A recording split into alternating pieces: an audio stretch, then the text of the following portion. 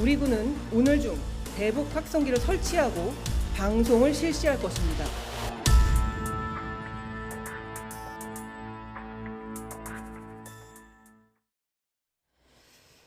네, 북한이 또 오물풍선 살포에 나서자 우리 군은 6년 만에 대북 확성기 방송을 재개했습니다.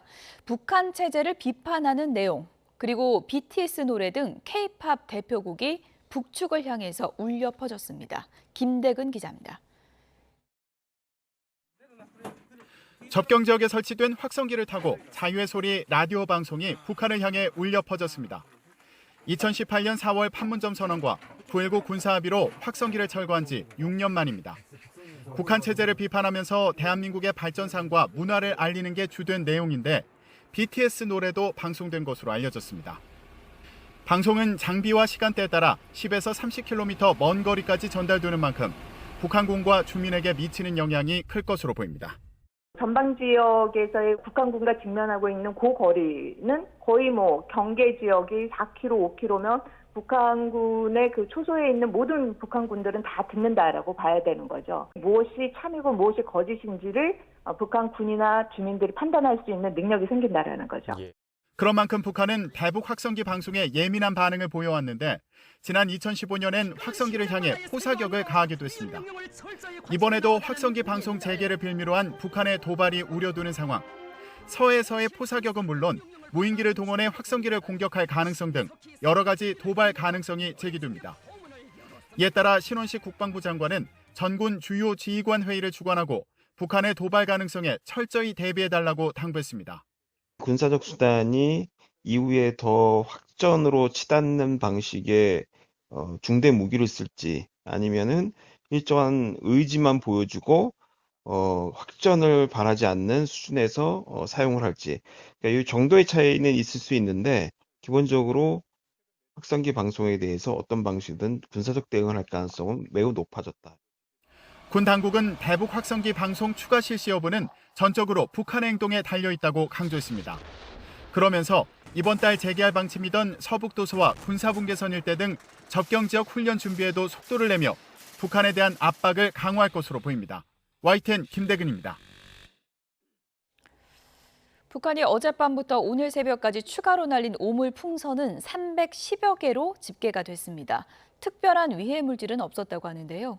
우리 군은 대응 차원에서 대북 확성기 방송을 전략적으로 실시하겠다고 밝혔습니다. 취재기자 연결해서 내용 들어보겠습니다. 조용성 기자.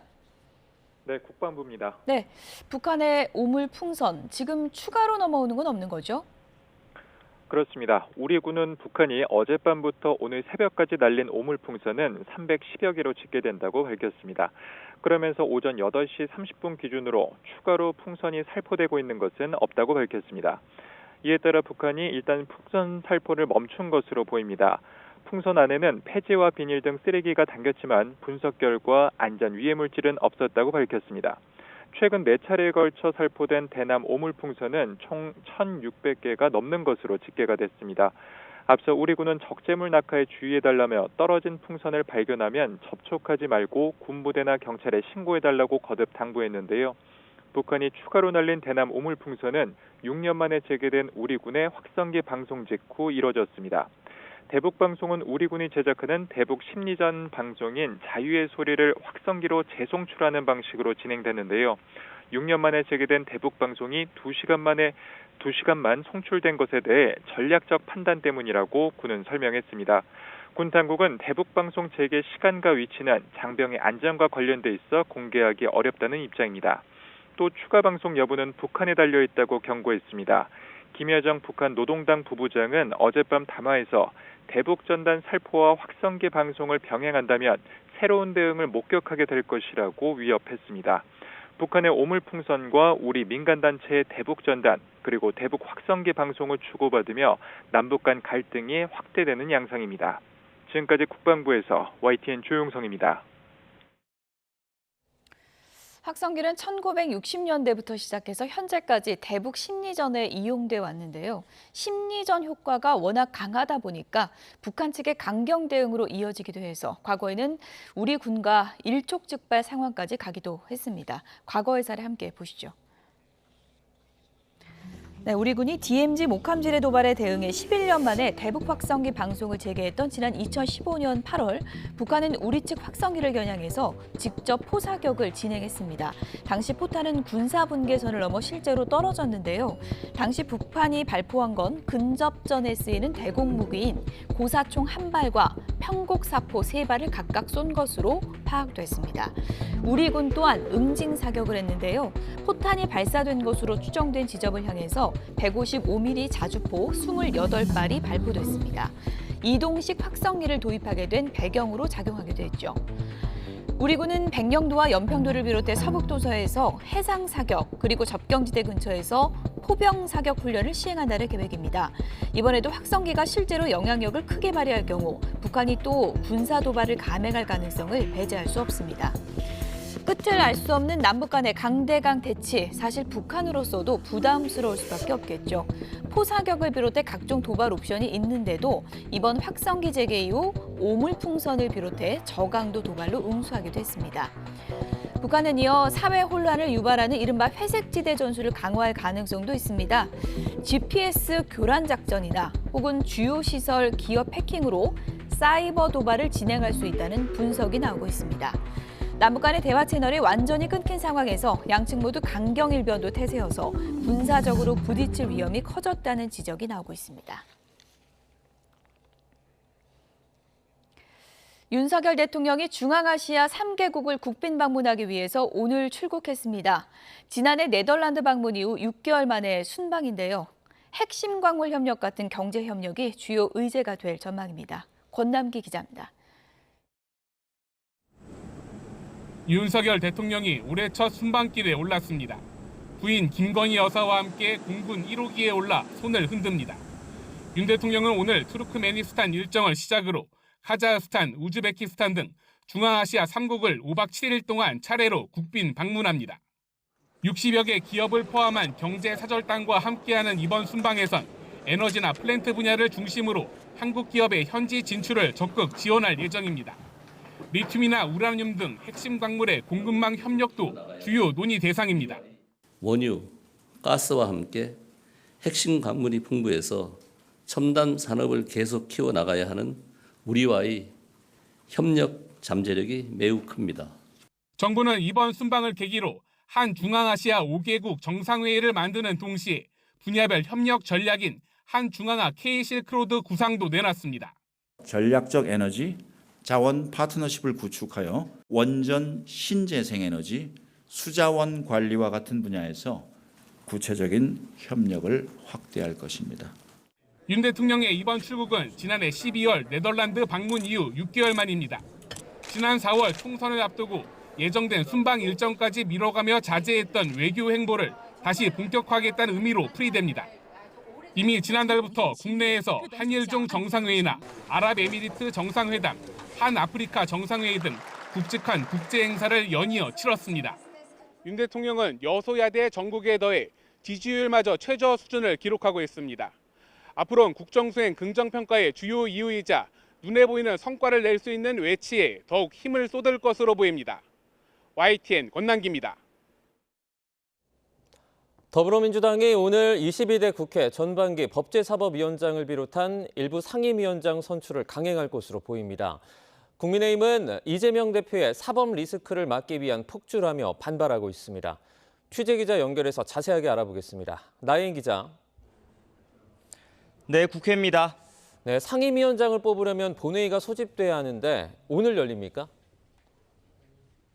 네, 우원식 국회의장이 막판 여야 중재를 시도하고 있는데 아직 협상에 진전은 없습니다. 우 의장도 원구성 법정 시한이 지났고 무작정 기다릴 수만은 없다는 입장이라 접점을 찾지 못하면 오후에 상임위원장 선출을 위한 본회의를 열 것으로 보입니다. 통상 국회 본회의는 오후 2시에 열리는데 국민의힘이 오후 3시에 의원총회를 소집해둔 상황이라 시간은 다소 늦어질 가능성이 있습니다. 앞서 다수당인 민주당은 쟁점 상임위인 법사위와 운영위를 포함해 11개 상임위원장 후보를 추천했습니다. 박찬대 원내대표는 아침 최고위원회의에서 여당이 여전히 아무것도 하지 않겠다고 생떼를 쓰고 있다며 일하는 국회를 만들기 위해 우 의장이 결단을 내려달라고 촉구했습니다. 오늘 국회법에 따라 본회의를 열고 원구성을 할 수 있도록 해 주시기를 요청드립니다. 그동안 대화와 협상은 충분히 했으니 국회의장께서 결단을 내려주시길 바랍니다. 민주당은 여당이 끝내 원구성에 동참하지 않을 경우 4년 전 21대 국회 전반기처럼 18개 상임위 위원장을 독식하는 방안도 배제하지 않고 있습니다. 박성준 원내수석 부대표는 YTN과 통화에서 민주당이 추천한 상임위원장 11명은 오늘 선출될 가능성이 크고 여당 몫으로 비워둔 나머지 7명도 이번 주 안에는 선출을 해야 한다고 말했습니다. 국회법상 매주 목요일에 본회의를 여는 게 원칙이라며 늦어도 오는 13일엔 원구성을 끝내겠다는 입장을 밝혔습니다. 네, 이에 대해서 여당의 입장은 어떻습니까? 네, 국민의힘은 민주당이 법사위를 포함한 주요 상임위를 독식하겠다는 건 기승전 이재명 살리기라고 주장하고 있습니다. 장동혁 원내수석 대변인은 기자들과 만나 이화영 전 경기도 평화부지사의 대북송금 혐의 1심 유죄 판결로 이재명 대표의 사법 리스크가 커지고 있다는 점을 부각했습니다. 민주당이 검찰과 법원을 담당하는 법사위원장을 갖겠다고 밀어붙이는 이유가 오직 이 대표 방탄 때문이란 주장입니다. 이제 국민들은 더불어민주당이 법사위원장과 운영위원장까지 독식하며 막가파식으로 상임위 구성을 밀어붙이는 이유를 또렷이 알게 되었습니다. 오직 이재명 방탄입니다. 여당은 오늘 본회의가 열리면 참석할 것인지는 아직 정하지 않았다면서도 민주당이 태도를 바꾸지 않으면 다음 협상은 없다는 뜻을 분명히 했습니다. 추경호 원내대표는 조금 전 중진 의원들 간담회를 소집하기도 했는데 최종 대응 방안은 오후에 의원총회에서 논의할 예정입니다. 네, 여야 전당대회 준비는 잘 되고 있습니까? 네, 먼저 국민의힘 당헌당규 개정 특위는 오전에 1시간 반 남짓 추가 회의를 열고 지도부 선출 방식과 지도체제 변경 논의를 이어갔습니다. 여상규 위원장은 의견 접근이 많이 이루어졌다며 내일은 결론을 발표할 수 있을 거라고 말했습니다. 지도부 선출 방식은 현행 당원 투표 100%에서 일반 국민 여론조사를 20%나 30%가량 반영하는 방안에 무게가 실리고 있습니다. 반면 지도체제는 황우여 비대위원장이 제안한 절충형, 그러니까 당대표 선거 2위 후보를 수석 최고위원으로 두는 2인 대표 체제를 두고 갑론을박이 여전합니다. 황 위원장은 아침 YTN과 통화에서 2인 지도체제보다는 승계형 단일 지도체제란 말이 더 적확하다고 말했습니다. 윤석열 정부 들어 비대위만 4차례 띄운 악순환을 끊자는 취지에서 당대표 지위를 뒷받침할 자리를 두자는 것이지 특정 당권 주자를 견제하려는 의도는 아니라고 거듭 강조했습니다. 민주당은 오전에 비공개 최고위원회의에서 대선에 출마하려는 당대표의 사퇴 시한에 예외를 두는 당헌당규 개정안을 의결했습니다. 지금은 대선에 나가려면 1년 전까지 대표직을 사퇴해야 하는데 특별한 사유가 있을 때 당무위원회가 달리 정할 수 있다는 예외 조항을 두기로 한 겁니다. 이재명 대표의 연임을 고려한 포석이란 해석이 다분하지만 장경태 당헌당규 개정 TF 단장은 YTN과 통화에서 특정인을 염두에 두고 만든 규정은 아니라고 선을 그었습니다. 다른 친명계 중진 의원 역시 YTN에 이 대표가 연임하고 대선에 나가더라도 선거를 준비하려면 1년 전에는 대표직을 내려놓을 거라며 큰 의미를 두지 않았습니다. 하지만 또 다른 중진 의원은 무리한 잔기술이라며 오해를 불식시키려면 이 대표가 연임을 하지 않거나 연임하더라도 시점을 당겨 사퇴해야 한다고 주장했습니다. 민주당은 이 밖에 부정부패 혐의로 기소된 당직자의 직무를 자동으로 정지하는 조항을 없애고 국회의장 후보와 원내대표 경선에 권리당원 투표를 20% 반영하는 규정도 통과시켰습니다. 이번 당헌당규 개정안은 향후 당무위와 중앙위원회 의결을 거쳐 최종 확정됩니다. 지금까지 국회에서 전해드렸습니다. 대한의협이 오는 18일 대규모 집단 휴진을 예고한 가운데 정부가 개원위에 대한 진료 명령과 함께 의협이 공정거래법을 위반했는지 검토에 나서겠다고 밝혔습니다. 개원위 협의회는 정부가 압박과 협박으로 문제를 해결하려고 한다며 개원이들이 정부의 태도에 격양돼 있다고 비판했습니다. 취재 기자 연결해 보겠습니다. 김주영 기자. 네, 사회부입니다. 정부에서 의료계의 집단 행동에 대해서 법적 대응을 하겠다고 나왔죠? 네, 조규홍 보건복지부 장관은 오늘 의사 집단행동 중앙재난안전대책본부 회의에서 의협이 예고한 집단 휴진에 대해 심각한 우려와 깊은 유감을 표했습니다. 의료계 전체의 집단 진료 거부는 국민과 환자의 생명권을 위협하는 절대 용납될 수 없는 행동이라고 비판했는데요. 강경한 대응책도 내놓았습니다. 정부는 의료법에 근거해 개원이에 대한 진료 명령과 휴진 신고 명령을 내린다고 밝혔습니다. 보건복지부 관계자의 말 들어보겠습니다. 관할 의료기관을 대상으로 집단행동 예고일인 6월 18일에 휴진 없이 진료를 실시하라는 진료 명령을 내리고 그럼에도 당일 휴진하려는 의료기관에 대해서는 3일 전인 6월 13일까지 신고토록 조치하게 됩니다. 이는 의료계의 불법 집단 휴진에 대해 국민 생명과 건강을 지키기 위한 최소한의 법적 조치입니다.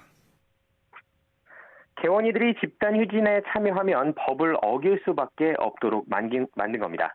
또 집단 행동을 유도하는 의사협회에 대해선 공정거래법 위반 여부의 법적 검토에 착수할 것이라고 설명했습니다. 의협 지도부를 압박하고 개원이의 집단 행동 참여 동력을 떨어뜨려 휴진의 여파를 최소화하겠다는 판단입니다. 정부가 설득을 넘어 직접적인 법적 대응에 나서면서 실제 의료계의 반응에 관심이 쏠리고 있는데요. 일단 개원이 협의회는 정부의 대응을 곧바로 비판하고 나섰습니다. 김동석 대한개원이협의회 회장은 정부가 억압하고 협박하면 문제가 해결될 것으로 생각하는 것 같다며 개원이들이 정부의 태도에 격앙돼 있는 만큼 집단 휴진에 많이 동참할 것으로 보인다고 설명했습니다. 의협 지도부도 개별 SNS를 통해 감옥은 자신이 갈 테니 다들 휴진에 동참하자는 글을 올리는 등 회원들을 독려하고 있습니다. 이처럼 정부가 다시 강경 대응에 나선 가운데 의료계의 의지를 꺾을 수 있을지 아니면 의료계를 자극하는 결과를 낳게 될지 관심입니다. 지금까지 사회부에서 YTN 김주영입니다. 대한의사협회가 오는 18일 집단 휴진을 할 것이라고 밝힌 것을 두고 환자단체가 극단적 이기주의 행태라고 비판했습니다. 중증질환자연합회는 입장문을 내고 의협의 휴진 결정은 국민을 적으로 돌리는 불법 총파업 선언이라고 지적했습니다. 특히 어느 집단의 이기적인 행태로 사회적 신뢰가 무너지고 국민 공동체가 파괴되는 불법을 용인해서는 안 된다며 정부는 의사협회 간부와 파업에 들어가는 의사들에 대해서 행정 조치와 사법 처리를 하라고 촉구했습니다. 직접 들어보시죠. 되돌릴 수 없는 상황이라면 사실 그걸 전제로 해서 그 환자가 더 이상 피해가 가지 않도록 또는 그 인도적인 차원에서 뭔가 출발돼야 됨에도 불구하고 본인들의 그 주장만을 지금 원론적으로 다시 하자 이렇게 하면서 하는 것은 결국은 그 환자들의 어떤 피해나 고통을 본인들은 관심이 없다고 하는 거나 마찬가지입니다. 대구 등 영남 8개 지역에 올여름 첫 폭염주의보가 발령됐습니다.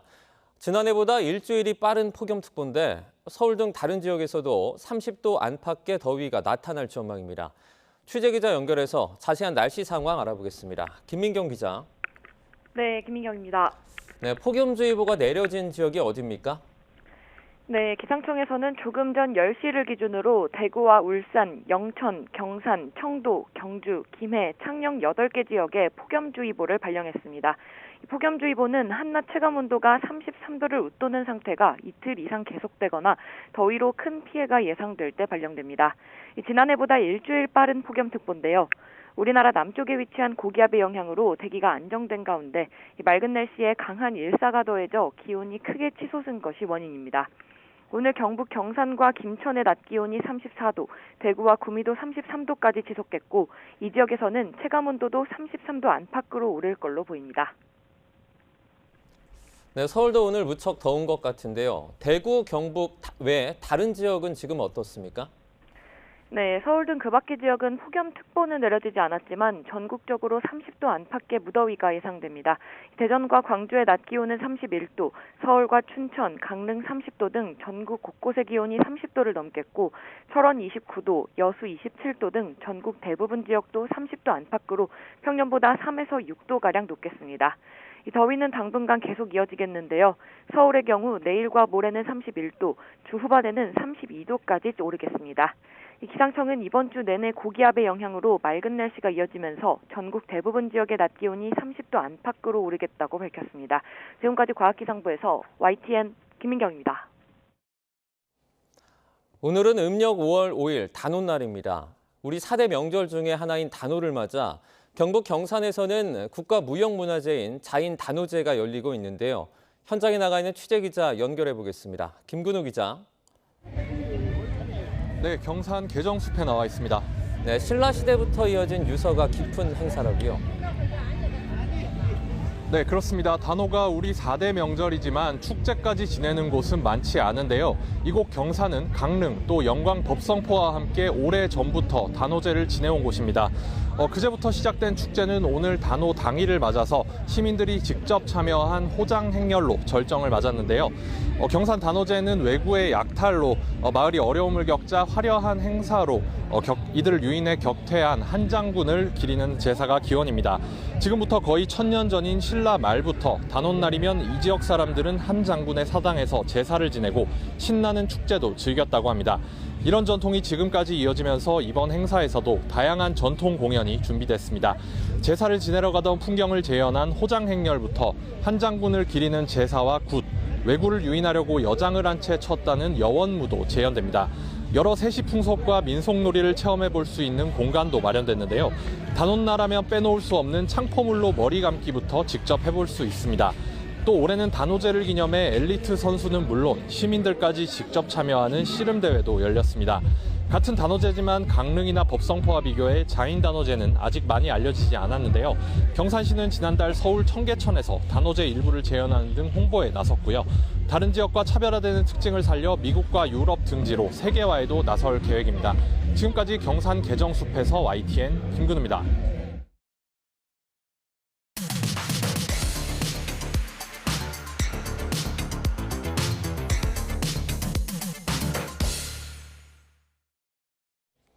네, 각이 살아있는 정치평론 시사정각 시작하겠습니다. 오늘은 김병민 전 국민의힘 최고위원 그리고 서용주 맥 정치사회연구소장 두 분 모셨습니다. 어서 오세요. 네, 안녕하십니까. 오늘 첫 번째 주제요. 영상으로 보겠습니다. 이재명 대표 측근으로 꼽히는 이화영 전 경기도 평화부지사가 징역 9년 6개월형을 선고받자 민주당은 당혹감에 휩싸였습니다. 네, 이런 터무니없는 얘기들을 가지고 정말 소설을 쓰고 있는데 역시 동작이다. 당시 이재명 대표가 이를 알았는지는 판단하지 않았지만 소설 같은 얘기라던 이 대표 측 주장을 받아들이지 않은 셈입니다. 권력과 야합해 조작 수사로 야당을 옥죄려는 검찰의 행태는 김성태는 정직하고 이화영은 거짓말쟁이다. 이걸 전제로 깔아놓고 재판을 했습니다. 도저히 받아들일 수 없고 인정할 수 없고 이 재판부 자체도 인정할 수가 없습니다.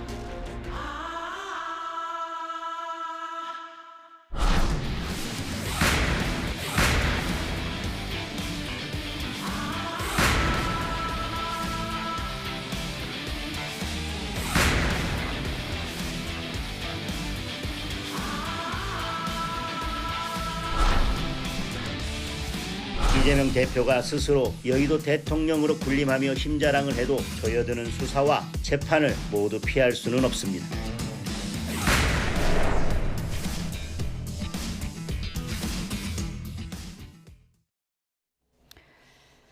네, 1심 결과가 지난주에 나왔는데 민주당 최고위에서는 오늘 회유 조작으로 오염된 증거가 채택된 재판이다. 이런 맹공이 쏟아졌습니다. 오늘 김승원 의원 같은 경우에는 SNS에 이런 글을 올렸습니다. 그래픽 보여주실까요? 김승원 의원이 이제 판사 출신 의원인데 재판이 엉망이다. 이런 재판은 30년 법조 생활 동안 듣도 보도 못했다. 절차도 엉망이고 결과도 오판이다. 김승원 의원이 어제 네. SNS에 올린 글이거든요. 네네. 지금 민주당의 전반적인 기조가 이번 이 재판 인정할 수 없다 이런 분위기인가요? 그렇죠. 좀 재판 과정 자체가 늘 민주당은 사법부의 어떤 판결에 대해서 존중해 왔고요. 상식적으로 존중함이 마땅하다고 늘 이 입장을 밝혀왔습니다. 하지만 이번에 이제 대북송금 관련된 1심 판결 부분들은 좀 의아한 부분들이 있어요. 너무 검찰 측의 공소장에 기대서 재판부가 판결했다는 부분. 대표적으로 이제 회유, 뭐 강요 이런 부분들은 증언들이 나왔음에도 불구하고 재판부가 그거는 정치적으로 판단하지 않은 걸로 나왔습니다. 이 부분은 그냥 검찰이 떠넘겼어요. 그 부분은 보고를 받았는지 안 받았는지 그 부분하고 연계가 되거든요. 그래서 그 부분은 따로 다퉈라라는 것이고, 두 번째, 국정원이라는 곳이 어딥니까? 대한민국에서 가장 양질의 정보를 생산해내는 곳 아니겠습니까? 그런 국가기관에서 이번에 이 이화영 전 부지사의 어떤 쌍방울 건에 대한 건이 결국에는 주가 조작, 쌍방울의 주가 조작을 노리기 위한 북한과의 어떤 거래 내역이 있다라는 국정원의 문건이 있음에도 불구하고 재판부가 그 건에 대해서는 전혀 고려하지 않았습니다. 그렇기 때문에 판사 출신인 김승원 의원 자체는 정말 30년 동안 판사 생활 본인도 했지만 이런 일방적인 판결은 이해할 수 없다라고 얘기하는 것은 너무 상식적이지 않을까 생각합니다. 지금까지 민주당이 화살이 주로 진술 회유한 거 아니냐, 검찰 쪽으로 향했다면 이번에는 뭐 판사 쪽으로도 향하는 건가요? 어떻게 봐야 될까요? 이렇게 재판부를 압박하는 모습이 이재명 대표에게 또 민주당에게 유리할 것 같다라고 생각하지 않습니다. 아마도 검찰의 회유 압박 등 각종 사법방해라고 하는 이 굴레 아래서 민주당의 그런 전략과 기조들이 쭉 이어져 왔던 것 같은데 9년 6개월이라고 하는 중형이 선고됐습니다. 있는 그대로의 진실을 좀 고백하고 또 잘못된 부분들과 여기에 대해서 다퉈볼 만한 여지들을 분리시켰다면 조금 결과가 다르지 않겠는가라고 생각되는 분들도 계실 텐데, 이화영 부지사에 대한 선고는 사법부가 관련된 내용들에 대한 판단 더하기, 그동안 민주당에 있는 많은 정치인들 또 이화영 부지사 안에까지 끼어들면서 이 재판을 정치화시켰던 데에 대한 결과들도 함께 나왔다고 봅니다. 이제 이재명 대표를 대상으로 추가 기소 여부가 남아 있고요. 또 이재명 대표는 기존에 기소된 건으로 재판을 받아야 되는데, 이런 방식으로 검찰에 대하듯이 사법부에 대한 압박을 여의도의 힘을 빌어서 하게 된다면 나중에 이런 내용들의 후과가 부메랑처럼 민주당을 향할 수도 있다라고 하는 점을 아마도 유념해야 되지 않을까 싶습니다. 네, 그래서 특검도 해야 된다. 민주당의 강공이 이어지는 상황이지만 정작 이재명 대표는 이 문제에 대해서 침묵을 이어가고 있는데 그 침묵의 의미는 뭐라고 보세요? 아무래도 당사자잖아요. 해당 당사자가 될 수 있고, 앞으로 이제 검찰이 아마 이재명 대표에 대해서 제3자 뇌물 부분으로 기소를 할 것으로 뭐 예견이 되고 알려져 있습니다. 그렇기 때문에 아무리 야당 대표를 하더라도 여기에 대해서 언급하는 것은 이해 당사자이기 때문에 적절하지 않기 때문에 발언을 하지 않는 게 맞는 것 같고요. 특검 부분도 사실 그렇습니다. 대북송금 사건 부분들이 정말 검찰이 이걸 클리어하게 수사를 했느냐라는 측면에서는 굉장히 의문이 많아요. 왜냐하면 김성태 전 회장이 귀국하기 전에 이미 처음에는 변호사비 대납으로 시작했다가 결국에는 대납 문제가 안 되니까 대북송금 문제로 갔단 말입니다. 그리고 이재명 대표는 끊임없이 얘기해왔습니다. 평화부지사를 세웠던 것은 경기도가 접경 지역도 있고 하니까 평화부지사를 통해서 북한과의 어떤 평화 무드에 도움이 되고자 했던 것이지, 평화부지사를 본인이 방북을 위해서 세운 건 아니잖아요. 그러니까 논리비약들이 많고요. 재판부가 그런 걸 간과하고, 예를 들어서 이화영 그 당시 부지사가 어떤 북한과의 스마트팜 사업 부분들이 쌍방울과의 주가 조작을 보고하지 않고 당연히 얘기하지 않았겠죠. 본인 이득을 챙기기 위해서. 그러면서 진행하면서 스마트팜 비용 중에 방북을 위한 어떤 그런 금액들이 건네간 것들을 저는 이재명 지사가 모를 수 있다고 생각합니다. 그렇기 때문에 본인은 참 억울하다라는 차원이 좀 납득이 되지만, 지금 현재 야당 대표로서 여기에 대해서 한치라도 발언을 하게 되면 본인이 정치적인 압박을 가하기 때문에 지금은 묵비권 같은 발언을 하지 않는 것들이 훨씬 더 유리하다고 판단한 것 같습니다. 그런데 현실적인 부분을 좀 여쭤봐야 될 것 같은데, 대북송금 의혹까지 이번에 이제 추가 기소가 되면 제가 보니까 지금 이재명 대표가 안 그래도 재판이 많은데 7개 사건이고 혐의는 10개로 늘어난다 그러더라고요. 그렇습니다. 지금도 재판이 그렇게 많은데 대표직을 연임하게 되면 현실적으로 이게 괜찮겠느냐라는 우려도 있을 것 같거든요. 우려가 있죠. 지금 이제 일주일에 많게는 4번, 3번인데 만에 하나 이제 이 대북송금 관련해서 기소가 거의 뭐 된다고 봐야겠죠. 되면은 이제 재판에서 가려질 거 아닙니까? 결국에는 이제 재판에서는 무죄가 나올 공산이 크다고 민주당은 보고 있어요. 예. 하지만 야당 대표의 발목을 이렇게까지 잡아야 되느냐 이런 것들이 정치검찰이라고 주장하는 것이고 그러면 일주일에 5번을 재판을 나가야 되는 상황입니다. 이게 전형적으로 야당 대표에 대한 법률적인 족쇄 채우기다. 라는 측면에서 굉장히 우려스럽고 그럼에도 불구하고 이재명 대표가 일주일에 3번 재판을 받더라도 예. 총선 잘 치르지 않았습니까? 그러니까 워낙 이제 의지가 강하고 그런 정치적인 부분에 있어서의 어떤 본인의 어떤 그런 정치력들이 뛰어나다고 평가를 받고 있기 때문에 예. 잘 견뎌낼 거라고 보고 있습니다. 대표직 유지하는데 문제 없을 것이다. 대표직을 지금 8월까지가 임기잖아요. 예. 그리고 연임 여부는 아직 결정된 바가 아니기 때문에 지금 뭐 6월이면 한 2달 예. 못 버티겠습니까? 아, 2달은 어렵지 버티지만 이제 연임했을 경우에 제가 연임을 했을 때는 뭐 그때 가서 예. 상황을 다시 한번 살펴봐야 될 것 같습니다. 예. 어쨌든 지금 민주당에선 증거가 오염됐다.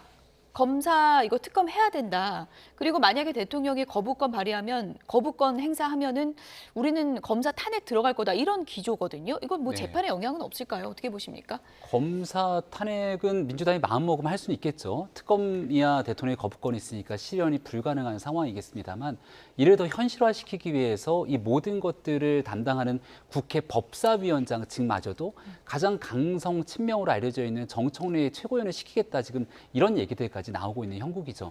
결국 여의도의 힘으로 서초동을 압박하겠다 이렇게 비춰지게 됩니다마는 1심 재판부의 판단 결과 김성태 전 회장의 진술들을 상당히 많은 부분들이 인정을 했거든요. 근데 그렇게 되게 되면 김성태 전 회장이 이 내용들을 이재명 대표와의 통화 내용들을 이야기한 바 있었고 예. 또 이화영 부지사가 처음에는 이재명 대표에게 보고했다고 언급했다가 뒤에 진술을 번복했습니다만 상당 부분 김성태 전 회장과 있었던 일들을 인정했다면 그 뒤 이재명 대표가 지사 시절 했던 일들을 몰랐을 일이 없다 이렇게 판단하는 게 매우 자연스러운 일이 정리가 되겠죠. 그래서 이재명 대표가 대표직을 도저히 내려놓지 못하고 온갖 여러 가지 비판적 소지도 불구하고 연임을 하려는 것 아니냐 이런 정치적 비난에 올라가게 될 가능성들이 점점 높아지고 있다고 생각합니다. 네, 민주당 박지원 의원은 대북 송금 관련해서는 무죄다라고 주장을 하면서 오늘 아침에 이런 얘기를 했습니다. 들어보시죠. 저도 대통령 비서실장을 하고 대북 송금 특검 받아봤잖아요. 아, 그러셨죠. 예, 저한테도 회유하고 술도 주고 다 하더라. 그때 당시는 오래전이기 때문에 현재의 검찰과는 달라졌겠지 했는데 똑같다고 하면은 저는 이화영 부지사의 진술이 내 경험에 비춰봤을 때 맞다. 저는 그렇게 봐요. 그 수사 검사들 탄핵한다는 저 안도 좀 나왔잖아요, 민주당에서요. 의원님은 저는 추진해야 된다고 생각합니다. 아, 그렇. 네, 이거는 다소 논란이 될 수도 있는 발언인데 네. 나도 수사 받아봤지만 술 주고 회유가 하더라 이런 주장이잖아요. 그렇습니다. 그러니까 박지원 의원 같은 경우는 산전수전 다 겪었잖아요. 네. 그러니까 그 당시의 검찰과 지금의 검찰이 달라져야 되는 게 맞죠. 근데 그 검찰이 어디 가겠냐라는 것들이 결국엔 국민적인 시각 플러스 민주당의 시각입니다. 그리고 그 시각 자체가 이화영 전 부지사의 증언, 회유와 강요, 술자리가 있었다는 부분 플러스 신명섭 전 평화협력국장이라고 있습니다. 그분도 회유를 당했다는 증언을 하고 있어요, 검찰 측에. 그래서 이런 부분들이 종합을 했을 때는 분명히 박지원 의원이 얘기하는 것들이 그냥 경험칙으로만 흘려들을 얘기는 아닌 것 같아요. 확인이 필요하다. 예. 확인이 필요하면 뭐가 필요하겠습니까? 검찰이 검찰 수사를 못하니까 결국엔 특검이 필요하다는 얘기가 되겠죠. 그래서 특검은 불가피하게 이런 부분들이 검찰이 클리어하게 털어내지 못하면 특검으로 갈 수밖에 없고요.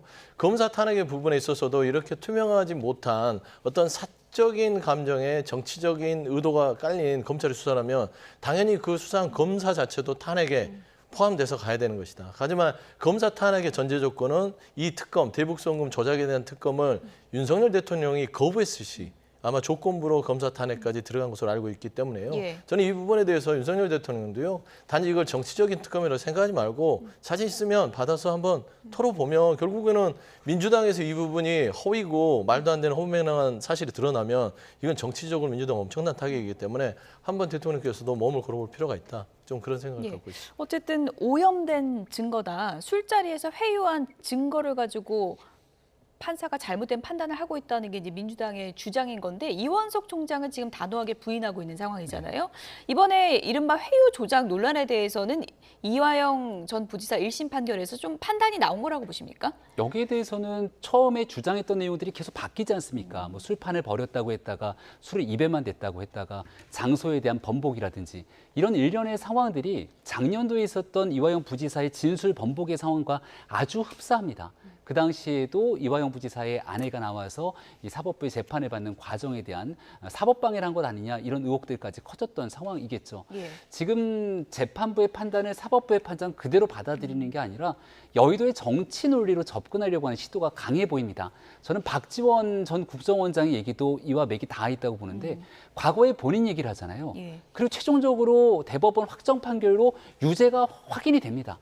근데 마지막에 어떻게 됐냐면 특별 사면이 됐죠. 그러니까 대통령이라고 하는 권력을 갖고 있으면 나중에 다 특별 사면 될 수 있는 일이니 사법부의 판단이 아니라 여의도 정치권의 정치 논리로 문제를 풀겠다는 것으로밖에 비춰지지 않는 것인데 쌍방울이라고 하는 기업을 통해서 당시 경기도지사 신분이었던 이재명 대표가 저렇게 북한에다가 불법 본인의 방북을 위해서 돈을 갖다 줬다는 걸 이해할 수 있는 국민이 과연 얼마나 되겠는가 싶습니다. 박지원 의원이 또 하나 주장하는 게 네. 국정원 문건 증거로 채택됐다면 무죄가 나왔을 것이다. 이렇게 주장을 하는 거거든요. 국정원 문건의 어떤 부분을 얘기하는 거예요? 국정원 문건에 보면은 예. 대체적으로 이 쌍방울, 그러니까 이화연 전 부지사, 김성태 쌍방울에 예. 대한 이 사건, 대북 송금의 전반적인 내용 자체를 주가 조작의 대가였다라는 구체적인 사안들이 있습니다. 예. 그러니까 안보수 회장부터 당시 이제 북한 측에 만나는 고위급 관계자들이 구체적으로 쌍방울의 주가가 어느 정도 올라가면 얼마의 수익을 나누겠다라는 문건들이 국정원 블랙리온의 이 비밀 문건에 나와 있고요. 예. 이게 공개가 됐음에도 불구하고 재판부가 이거를 참고하지 않았기 때문에 이 문건을 봐서는 무죄다라고 주장하는 것이고, 제가 봐더라도 국정원 문건을 이게 그냥 어떤 개인이 쓰는 게 아니라 대한민국 국정원이에요. 그거를 파악 안 했겠습니까? 근데 이 부분을 재판부가 하나도 고려하지 않았다는 것은 당연히 이 재판의 판결 자체가 판사가 정치적 고려를 했을 것이다 라고 의심할 수밖에 없는 것이죠. 고려하지 않았다면 그 배경도 있을 것 같은데 어떻게 보십니까? 2018년도에 있었던 국정원 문건인데 그 예. 내용 하나만을 두고 판단한 것이 아니라 이 내용들도 같이 고려했다 그렇게 얘기를 하고 있는 것이죠. 재판부의 1심 판단 내용들이 국정원 2018년도에 있었던 문건 하나만을 놓고 보는 것이 아니라 그때 있었던 내용 더하기, 그리고 김성태 전 회장이 그 이후로 어떻게 움직이고 진술했는지 전반적인 내용들을 다 보고 고르게 판단하지 않았겠습니까? 문재인 정부에 있었던 국정원의 내용들, 그 당시 요원의 하나의 문건만을 가지고 계속 주장하고 싶어 하는 것 같은데요. 실질적으로 과거 문정부 때 있었던 내용들을 민주당이 과연 이 내용들만 가지고 재판 결과들을 희석시켜서 피해갈 수 있을지는 앞으로 향후 진행되게 되는 2심 재판, 그리고 이재명 대표의 기소 여부 등을 통해서 충분히 드러날 일이라고 생각합니다. 이화영 전 부지사 1심 판결에 대해서 여권의 당권, 대권 주자들이 모처럼 한 목소리를 냈습니다. 함께 보시죠. 먼저 안철수 의원 이렇게 얘기했습니다. 이화영 대북 송금 유죄는 이재명의 유죄다 이렇게 썼고요. 한동훈 전 비대위원장 집행유예만 나와도 대통령이 된다면 직을 상실하게 된다 이렇게 얘기를 했습니다. 오세훈 서울시장도 거들었는데요. 이재명 대표의 침묵은 비겁하다. 지사 몰래 부지사가 처리했다는 건 있을 수가 없는 일이다 이렇게 주장했고요. 나경원 의원 이화영의 유죄는 이재명의 유죄다 이렇게 주장했습니다. 유승민 전 의원은 범죄자가 대선 후보 되는 정치는 이제 끝내야 한다 이런 목소리를 냈습니다. 앞다퉈서 한 목소리를 낸 건데 그만큼 이화영 전 부지사 1심 판결의 의미가 가볍지 않다 뭐 이런 의미일까요? 네, 이 내용은 이화영 부지사의 재판 선고로 끝나는 것이 아니라 결국은 임명권자인 이재명 대표의 향후 사법적인 문제로 이어질 수밖에 없을 거라고 생각합니다. 이재명 대표가 과거 이 문제 처음 터졌을 때 뭐라고 얘기했냐면 검찰의 신작 소설 결국은 흥행하지 못할 것이라고 얘기했습니다만 결과가 이렇게 나오고 있는 상황 속에서 이재명 대표 혼자뿐 아니라 민주당에 있는 핵심 정치인들이 이재명 대표의 방탄과 옹위를 위해서 나서고 있는 것이죠. 여기에 대해서만큼은 국민의힘 내에서 그동안에 있었던 정치적 성향과 무관하게 한 목소리로 이재명 대표의 사법 리스크에 대해서 문제를 제기하는 것 당연히 해야 될 기본적인 역할이라고 봅니다. 예, 한동훈 전 네. 위원장은 주말에 연이어서 SNS에 글을 올렸습니다. 지금까지는 뭐 정책 위주의 글을 올렸다면 이재명 대표를 겨냥하는 글을 연이어서 올렸는데 어떤 의미라고 보십니까? 일단 보면은 이제 그 여권 내의 유력 주자들이 앞다퉈서 얘기를 하는 것들은 예. 이것도 따지고 바꿔서 생각하면 사법부에 영향을 주려는 거 아닙니까? 왜 이화영 지사의 유죄가 이재명의 유죄죠? 그거는 사법부의 결과를 봐야 될 거 아니에요. 프레임 정확입니까? 프레임 전환이죠. 박지원 의원도 이렇게 해야 얘기했으니까 된다. 그것도 잘못된 건가요? 뭐 그러니까 이제 말하자면 비슷한 거기 예. 때문에 저는 이제 그런 유로 해석이 될 수 있지만 기본적으로 앞다퉈서 다 덤벼드는 거는요. 장이 예. 열렸잖아요. 예. 말하자면 야권의 아주 유력한 대권 후보가 지금 어려움에 처했어요. 이때 숟가락을 못 던지면 여권의 유력 주자로 인정을 못 받는 거예요. 그렇지 않습니까? 앞다퉈서 지금 숟가락 올리는 예. 형국이기 때문에 뭐 특별한 얘기를 하는 것도 아니고 새로운 얘기를 하는 것도 아니고 앞사람이 했던 얘기 뒷사람이 하고 다 그러잖아요. 예. 한동훈 전 위원장은 좀 그런 의미에서 약간 다르지만 한동훈 전 위원장은 정치 경험이 없고 지금 예. 전당대회를 출마를 할 것이냐 말 거냐 예. 그런 차원이에요. 여기에서 참전을 했다는 이유는 전당대회에 출마하겠다는 신호 중에 예. 하나라고 분석할 수 있을 것 같습니다. 예. 그러자면 그전까지는 윤석열 대통령과 윤석열 정부와의 차별화를 시도하는 메시지들이었다라고 봤을 때는 뭐 해외 직구라든지 지구도항 부활이라든지 연평 서해 이거 연평해전에 대한 어떤 그런 추모에 대한 글 진짜 보수에 대한 의미를 담았다면 이제는 야권의 유력 주자인 이재명 대표를 겨냥함으로써 야권에 잘 살 수 있는 어떤 인물로서 각인시키는 효과를 노렸다라는 측면을 좀 봤을 때는 저는 나머지 그 야권의 유승민, 안철수, 나경원 이쪽 분들은 숟가락 얹기.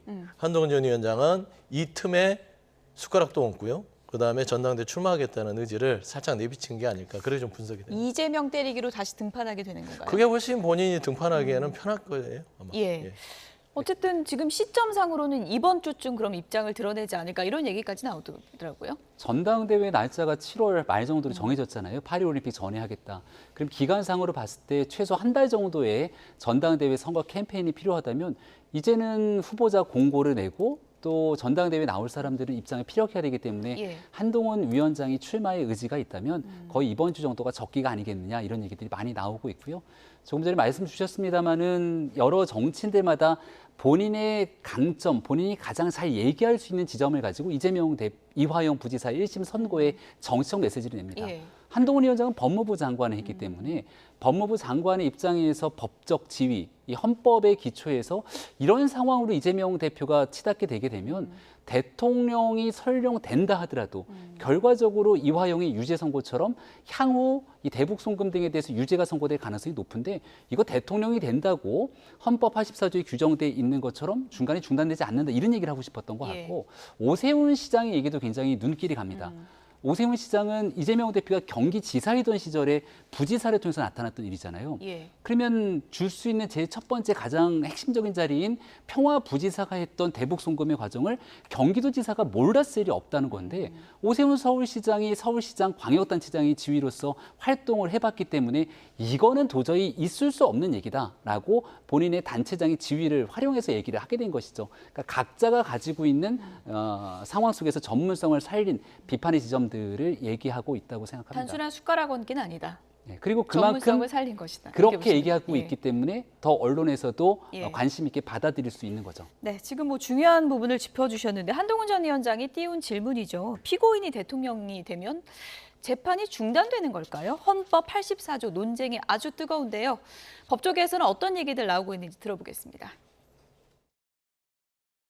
가장 중요한 거는 법 앞에 평등이에요. 평등. 근데 대통령이 이걸 폭넓게 확대나 유추해서 마치 뭐 기존 재판 옛날에 된 것도 다 중단되는 것처럼 이거는 말도 안 되는 저는 해석이다. 딱 좁게 무는 그대로 해석해라. 우리 법의 소추라는 거는 기소 아닙니까? 거기에 왜 재판이 포함됩니까? 소추가 기소 아닙니까? 탄핵할 때도 소추는 법사위원장이 하고 재판은 헌재가 하잖아. 다르잖아요. 아니 지금 조국 대표 봐보세요. 조국 대표 같은 경우에 언제 대법원 선고하겠다고 지금 안 나오고 있잖아요. 마찬가지예요. 우리는 심의를 숙고하겠다라 해서 대통령 재임 기간 동안 숙고만 하고 있으면 돼요. 사실상 저는 어렵다고 봅니다. 네, 저런 갑론을박이 있습니다. 오늘 나오신 분들이 뭐 법조인은 아니지만 법조인 못지않은 법적인 식견이 있으시기 때문에 이 문제에 대해서 어떻게 생각하시는지 제가 그렇죠. 물어보겠습니다. 저는 법조인은 아니지만 윤석열 정부 들어서 법을 많이 공부하게 됩니다. 예. 워낙 압수수색과 검찰의 수사들을 보면서 예. 법을 공부하지 않고서 살아남기 힘들겠구나 생각해서 하는데 헌법 84조 이제 대통령의 직위를 있을 때는 형사소추를 받지 않는다. 이제 그게 이제 주요 골자긴 하는데 재판도 그러면 그게 해당되느냐? 재판 중인 것도 예. 그러면 그 재판이 중지되냐 아니냐 그 문제잖아요. 이거는 좀 학계에서도 여러 가지 의견이 분분한 걸로 저도 좀 여러 가지 좀 얘기를 들었습니다. 그래서 이건 판단을 구해야 될 문제인데 한동훈 전 위원장이 역시 법무부 장관 출신이라서 몰라도 잘 던진 거는 같아요.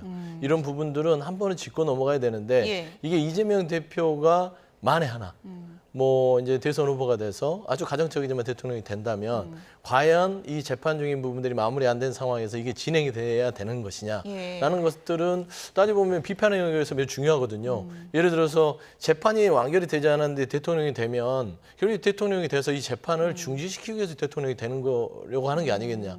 이런 해설을 털어야 되는 부분들이 있기 때문에 저는 이거는 빨리 논의를 해서 어떤 학계에서 유권 해석이 필요할 거는 같아요. 유권자 입장에서도 굉장히 중요한 또 그렇죠. 기준점이 될 수 있으니까요. 기준점이 되죠. 근데 예. 형사소추를 금지한 이유는 대통령의 직의 안정성을 위한 것인데 결국에는 재판 자체도 그거와 같이 봤을 때는 결국엔 재판도 중지되는 것들이 맞지 않겠느냐. 왜냐하면 이 84조의 헌법이 규정된 것들은 대통령이 국가의 수반으로서 어떤 형사적인 처벌이나 이런 기소에서 자유롭게 어떤 뭐 특권을 주는 거잖아요. 이런 부분은 나라를 운영하는 데 있어서 안정성을 더 높게 샀다는 거거든요. 그랬을 때는 재판의 어떤 지속이 예. 과연 맞느냐라는 측면에서는 거기에 따지면은 그것도 형사소추와 똑같은 예.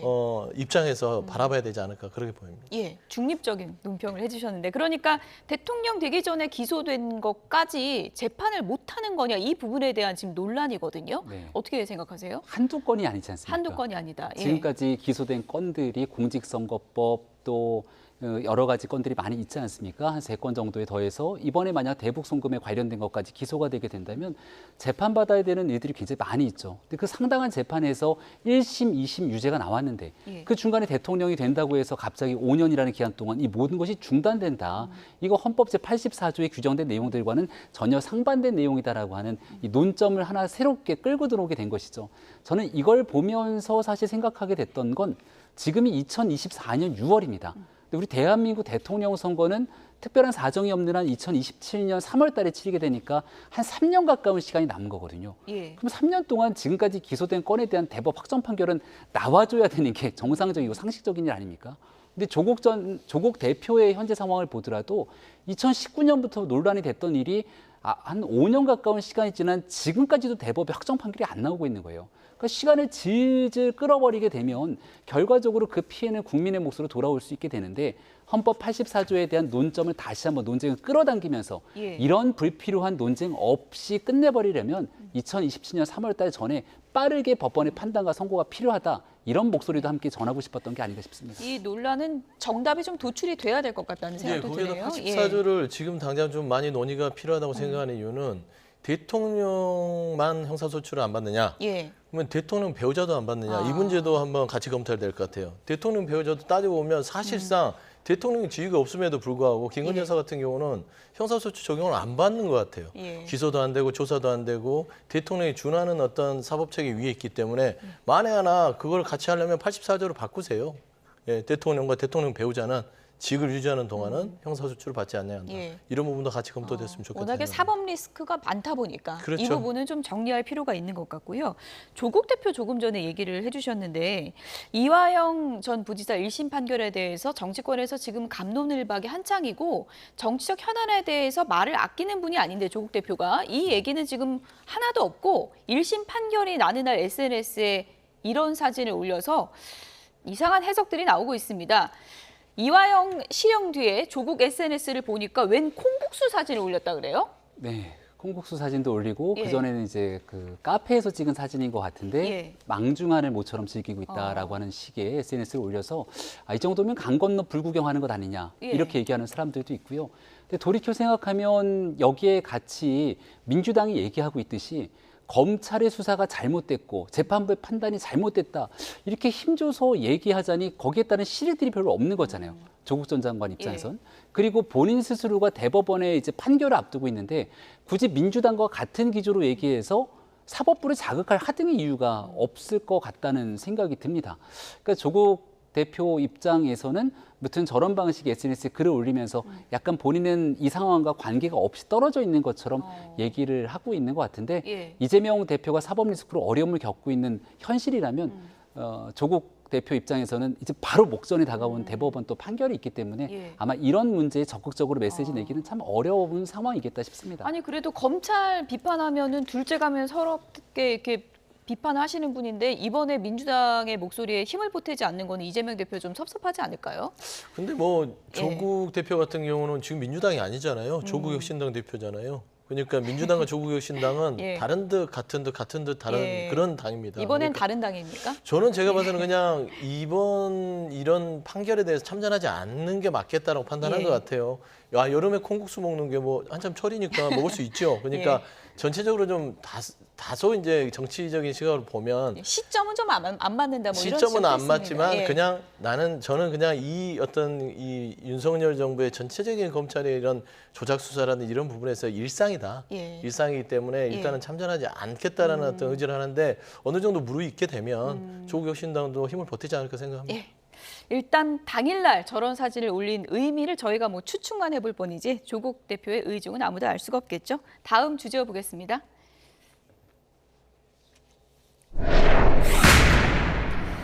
어제가 마지막 기회라고 했는데 상임위원장 배분, 결국 협상이 결렬됐습니다. 마지막 기회가 날아간 건가요, 이제? 좀 남아 있을 것 같아요. 남아 있습니까? 그렇죠. 예. 왜냐하면 뒤늦게라도 지금 보면은 원래 오늘 본회의가 2시였는데 예. 일단 3시부터 다시 여야 원내대표 간에 협상을 하라고 우원식 국회의장이 얘기를 했고요. 그래서 일단은 5시에 열기로 시간을 열어놨습니다. 상임위 11개 그리고 국민의힘이 7개를 준비해서 가지고 오라고 했으니 그걸 가지고 오면 되는 것이에요. 그렇기 때문에 날아간 것은 아니다. 아직 기회는 있다라는 것이고 그다음에 따지고 보면 국민의힘이 상황 판단을 잘 해야 됩니다. 21대처럼 그때는 상황이 달라요.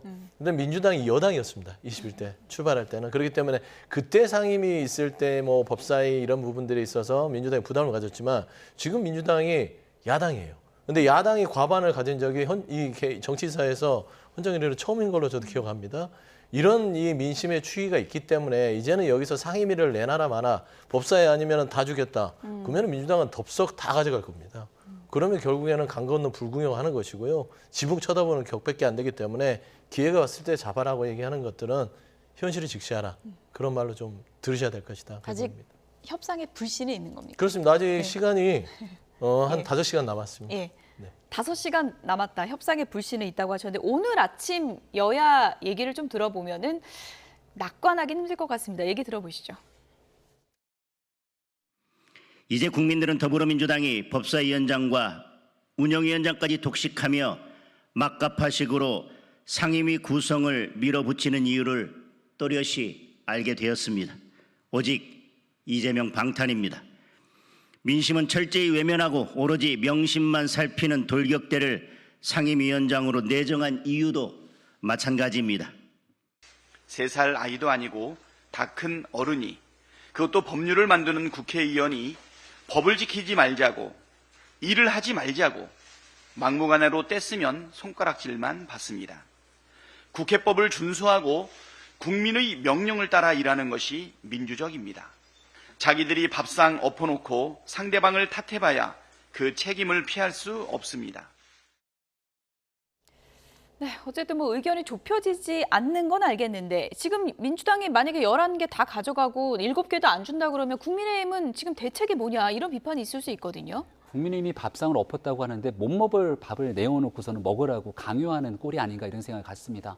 법사위원장만 하더라도 민주당 내에서 상식적이고 또 합리적인 분들이 많이 신청도 한 것으로 알고 있는데 그런 분들은 온데간데 없이 사라지고 정청래 최고위원, 이재명 대표에 가장 가까운 이런 친명계 인사가 법사위원장을 하겠다라고 발표를 하고 있는 상황이니 그럼 국민들 보시기에는 법사위원장 장악을 통해서 지금 하고 있는 검사 탄핵 또 이화영 부지사에 대한 수사를 담당했던 이러한 검찰에 대한 특검 이런 일련의 과정들을 가져가겠다고 하는 수순으로밖에 비춰지지 않거든요.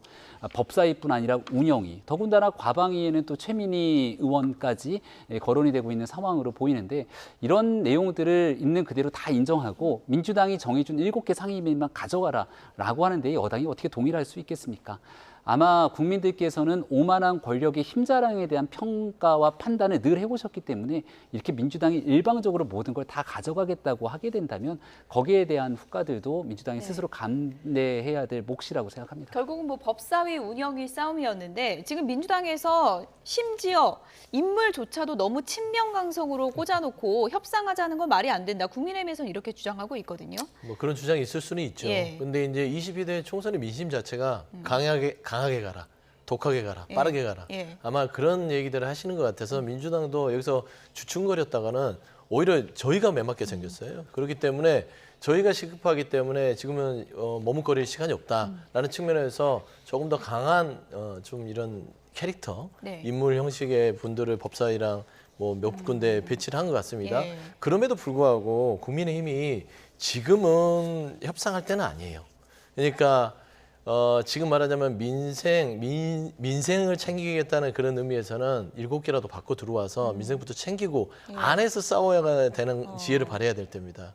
지금 찬밥 더운밥 가릴 때가 아니에요. 뭐 밥을 못 먹을 밥을 차려줬다고 해서 안 먹으면 그거는 더 민심에서 멀어지는 것이고 찬밥 더운밥 가리지 말고 결국에는 민생부터 챙기고 자꾸 용산 대통령 부부를 지키기 위한 법사위 사수는 국민들 눈에 좋지 않습니다. 힘자랑 21대 민주당 힘자랑 안 했습니까? 180석 가지고 밀어붙였죠. 그러면 22대 때 총선에서 매를 맞아야죠.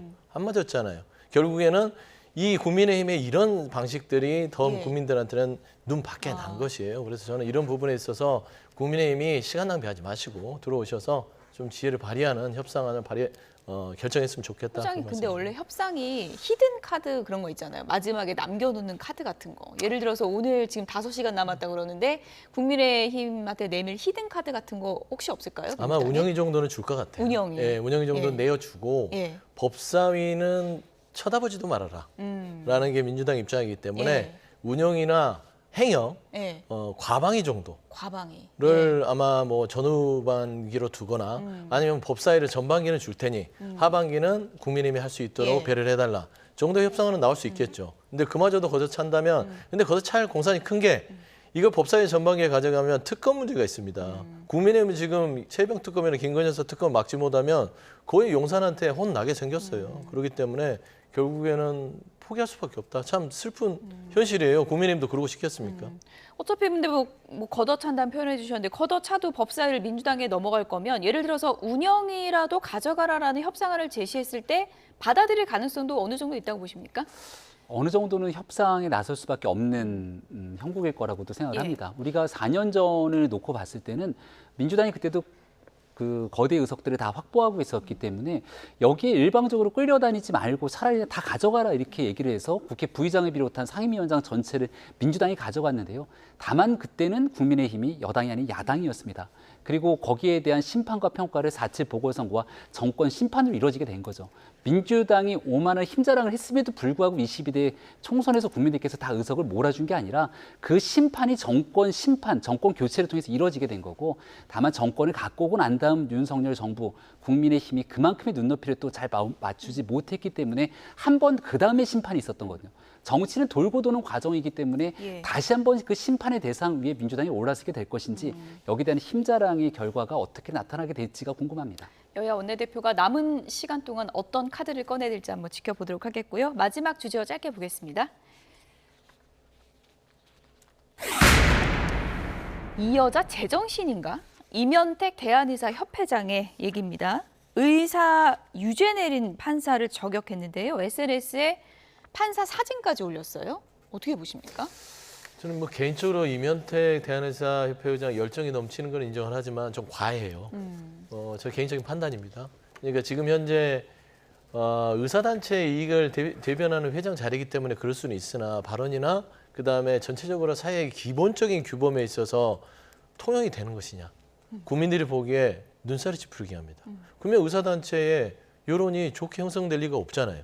그다음에 지금 보면 정부가 아예 그 뭐 모든 기조를 다 바꾼 건 아니지만 조금 톤다운해서 물러났을 때 의협도 차근차근 밀고 들어가서 본인들 거를 쟁취하고 결국엔 국민들이 의료 현장에서 어려움이 겪지 않도록 하는 방안들을 더 많이 부각시켜야 되는데 지금 보면은 뭐 판사를 비판하거나 이런 과격한 언어들이 결국엔 국민들의 공감대를 얻겠어요? 예. 저는 그런 측면에서는 의협회장 좀 그 말하죠 열정이 과하다. 예, 의욕이 너무 앞선다. 예. 라는 측면에서 톤다운 하시고 좀 지혜를 발휘하셔라. 저 그런 말씀드립니다. 의정 갈등의 본질이 의사 직역을 존중하고 이해해달라는 거 아니겠습니까? 그런 지금 의협 회장이 사법부에 대한 저런 저격을 하는 거에 대해서 좀 비판의 시각이 많은 것 같습니다. 네, 조금이 아니라 굉장히 많을 것 같다는 생각이 들고요. 의사단체 입장에서도 본인들의 권익을 향상하기 위한 여러 가지 노력들은 가능하겠습니다만 국민들께서 보시기에 의료사고 등을 통해서 국민이 입었던 그 수많은 피해들에도 불구하고 국민들은 사회적 약자의 지위 속에서 이걸 제대로 제 권익을 향상시키기 위한 목소리도 내지 못하게 되는 현실들이 그동안 많았습니다. 이런 측면에서 또 다른 상황에 대한 고민, 공감대 형성들은 온데간데 없이 사법부의 판결마저도 존중하지 않는 모습들 굉장히 비판받을 거라 마땅하고 그동안 정치권에서 본인들에게 불리한 판결이 나왔을 때마다 해왔던 방식 그대로를 이면택 회장이 하고 있는 것은 아닌가 싶거든요. 사회 지도층에 있는 사람들의 모습과 노력이 이런 상식과 어긋나는 일로 가게 됐을 때 우리 사회가 얼만큼 큰 피해를 가져오게 되는지를 보여주는 하나의 예라고 생각합니다. 의정 갈등 속에 지금 의료 공백도 심각합니다. 지금 의협이 18일부터 또 총파업 들어간다고 그러고 동네 병원도 문 닫는다 그래서 이거 어떻게 풀어야 되는 건가? 정말 국민 투표라도 해서 빨리 끝내야 되나 이런 얘기까지 나오고 있거든요. 네. 어떻게 보세요? 저는 이게 예. 그 정부나 의사단체 부분들도요. 국민을 아예 떼놓고 생각하니까 그런 거예요. 정부도 정부의 이득, 의료개혁을 반드시 사수하겠다. 국민의 건강과 치료를 받아야 될 그런 권리를 침해하면서까지 너무 장기간을 끌고 오고 있습니다. 그러면 의사단체도 그렇고 정부도 그렇고 국민이 최소한 진료를 받을 수 있는 여건을 강제적으로도 만들어 놓은 다음에 본인들끼리 어떤 그런 싸움을 했으면 좋겠어요. 갈등도요. 근데 지금 국민들 심각합니다. 점점 더. 18일부터 그러게 되면 이제 아픈 게 걱정이에요. 어떻게 치료받지? 저 솔직히 주변에서도요. 다치면 이거 어떻게 가서 병원에 가면 의사라도 있을까? 이런 생각부터 합니다. 이게 과연 대한민국의 2024년도의 모습입니까? 그거 아니거든요. 그런 측면에서는 저는 의사단체도 의사단체지만 결국에는 정부에서 조금 진일보한 협상안들을 가지고 의사들을 테이블로 불러들여서요. 현장에서 떠나지 않도록 좀 지혜를 내놔야 된다. 좀 그런 말씀드립니다. 네, 의정 갈등이 최고조로 치닫고 있기 때문에 이젠 새로운 좀 접근이 필요하다 이런 지적을 해주셨네요. 김병민 전 국민의힘 최고위원, 서용주 맥 정치사회연구소장 두 분이었습니다. 고맙습니다. 네.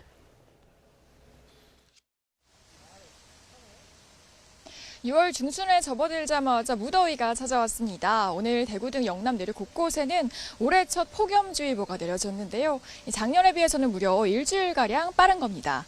오늘은 우리 4대 명절 중 하나인 단오날인데요. 단오에는 보통 창포가 무성한 연못을 찾거나 창포물에 머리를 감는다고 알려져 있죠. 오늘 때이른 한여름 더위에 이렇게 시원한 물가 찾으셔서 더위를 식혀보셔도 좋겠습니다. 오늘 한 주의 시작부터 이른 더위가 기승입니다. 오늘 전국이 맑은 가운데 햇볕이 강하게 내리쬐 것으로 예상되면서 오전 10시를 개 영남 곳곳에는 올여름 들어 처음으로 폭염주의보가 발령됐습니다. 폭염특보 속에 오늘 대구 한낮 기온이 33도까지 오를 걸로 보이고요. 특보가 발령되지 않은 지역에서도 서울 30도, 광주 31도 등 무더위가 이어지겠습니다. 낮 동안 기온이 폭발적으로 오르면서 곳곳에는 소나기가 지나겠습니다. 경기 남부와 동쪽 내륙에서는 작은 우산 챙겨주시는 게 좋겠고요. 벼락과 돌풍 또 우박을 동반해서 요란하게 쏟아지는 곳도 있겠습니다. 주 후반까지 더위의 기세는 점점 강해지겠습니다. 다가오는 목요일과 금요일에는 서울에서도 낮 기온이 32도까지 치솟을 전망입니다. 오늘 전국적으로 30도 안팎의 한여름 더위가 기승을 부리겠습니다. 여기에 습도까지 높아서 날씨는 더 덥게 느껴지겠고요. 또 햇볕이 강한 만큼 자외선도 강하겠습니다. 바깥에서 야외 활동하실 때는 물을 충분히 섭취해 주셔야겠고요. 무리한 활동은 자제해 주시는 게 좋겠습니다. 지금까지 YTN 고은재입니다.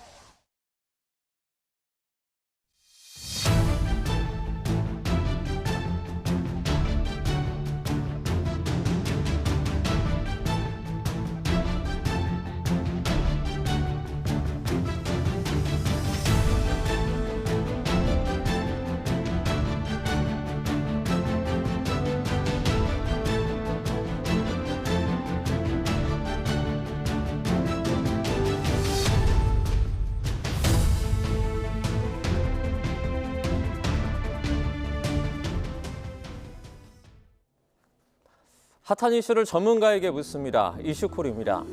집단 휴진 참여를 놓고 법정 의사단체인 대한의사협회가 지난 4일부터 나흘간 회원들을 대상으로 투표를 진행했죠.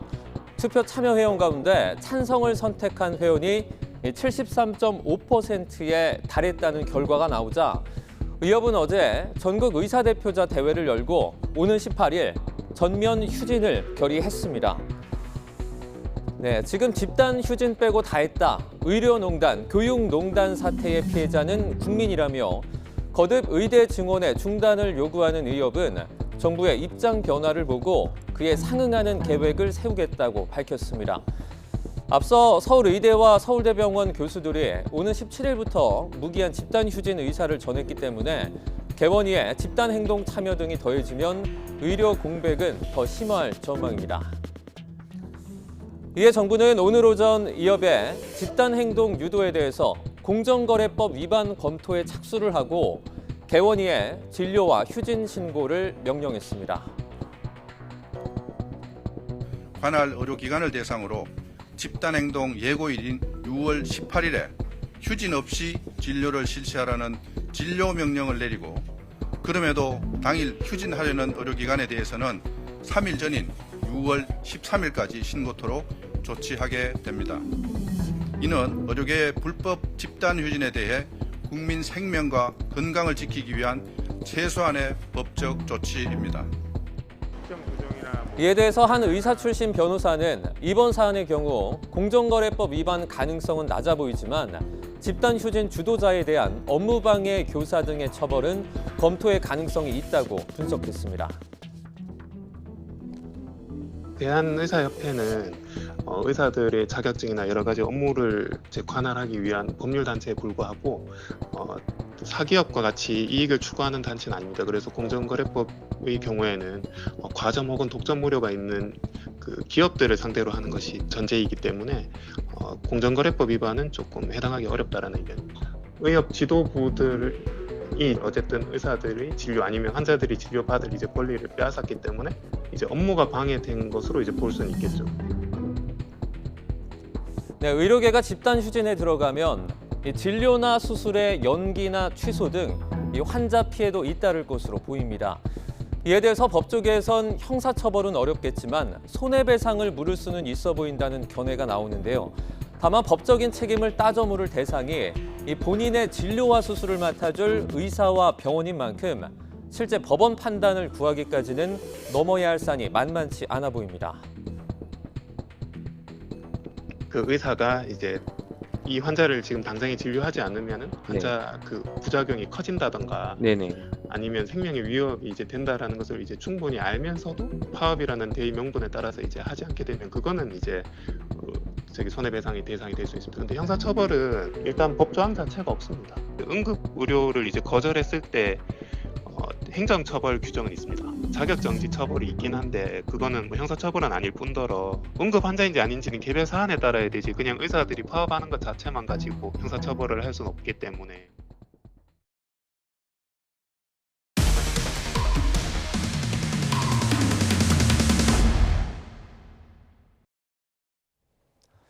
호남의 지역구를 둔 더불어민주당 초선 의원이 선거 과정에서 보좌진 채용 대가로 돈 거래를 했다는 의혹이 제기됐습니다.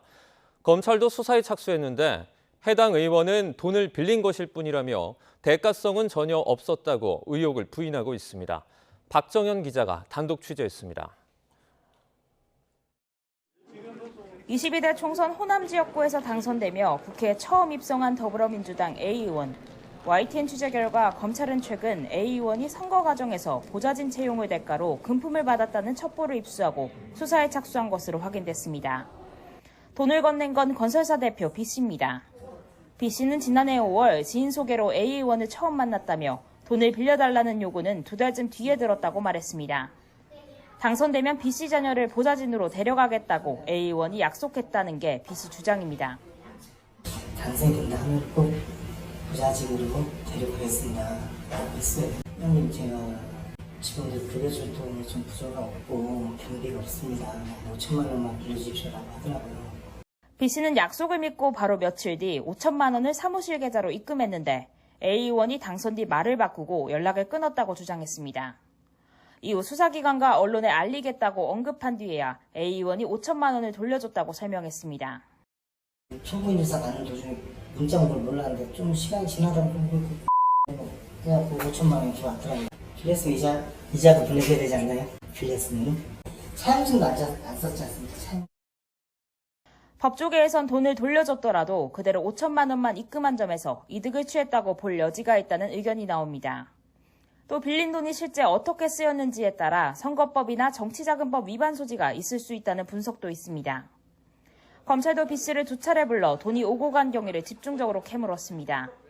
또 두 사람이 주고받은 문자와 계좌 내역 등을 바탕으로 실제 돈의 대가성 여부와 용처 등을 살펴보고 있습니다. 이에 대해 A 의원은 당시 변호사로서 사무실 운영비가 부족해 빌린 사실이 있지만 선거 비용으로 쓰진 않았다고 해명했습니다. 그러면서 B씨가 자녀 보좌진 채용을 언급한 건 돈을 빌렸던 지난해 7월이 아닌 경선 이후이며 당시에도 B씨의 부탁을 거절했다고 밝혔습니다. YTN 박정현입니다. 지난 7일 광주에서 벌어진 칼뷰님 사건과 관련해서 이본석 검찰총장이 폭력 조직 개입 여부를 철저히 수사하라고 지시했습니다. 이 총장은 오늘 이종혁 광주지검장에게 관련 수사 상황을 보고받고 초기 단계부터 경찰과 협업해 유흥업소 이권 다툼 과정에서 불법 등을 철저하게 수사해 근절하라고 말했습니다. 또 유흥가 주변 폭력 범죄에 엄정하게 대처해 같은 범행이 재발하지 않도록 하라는 지시도 내렸습니다.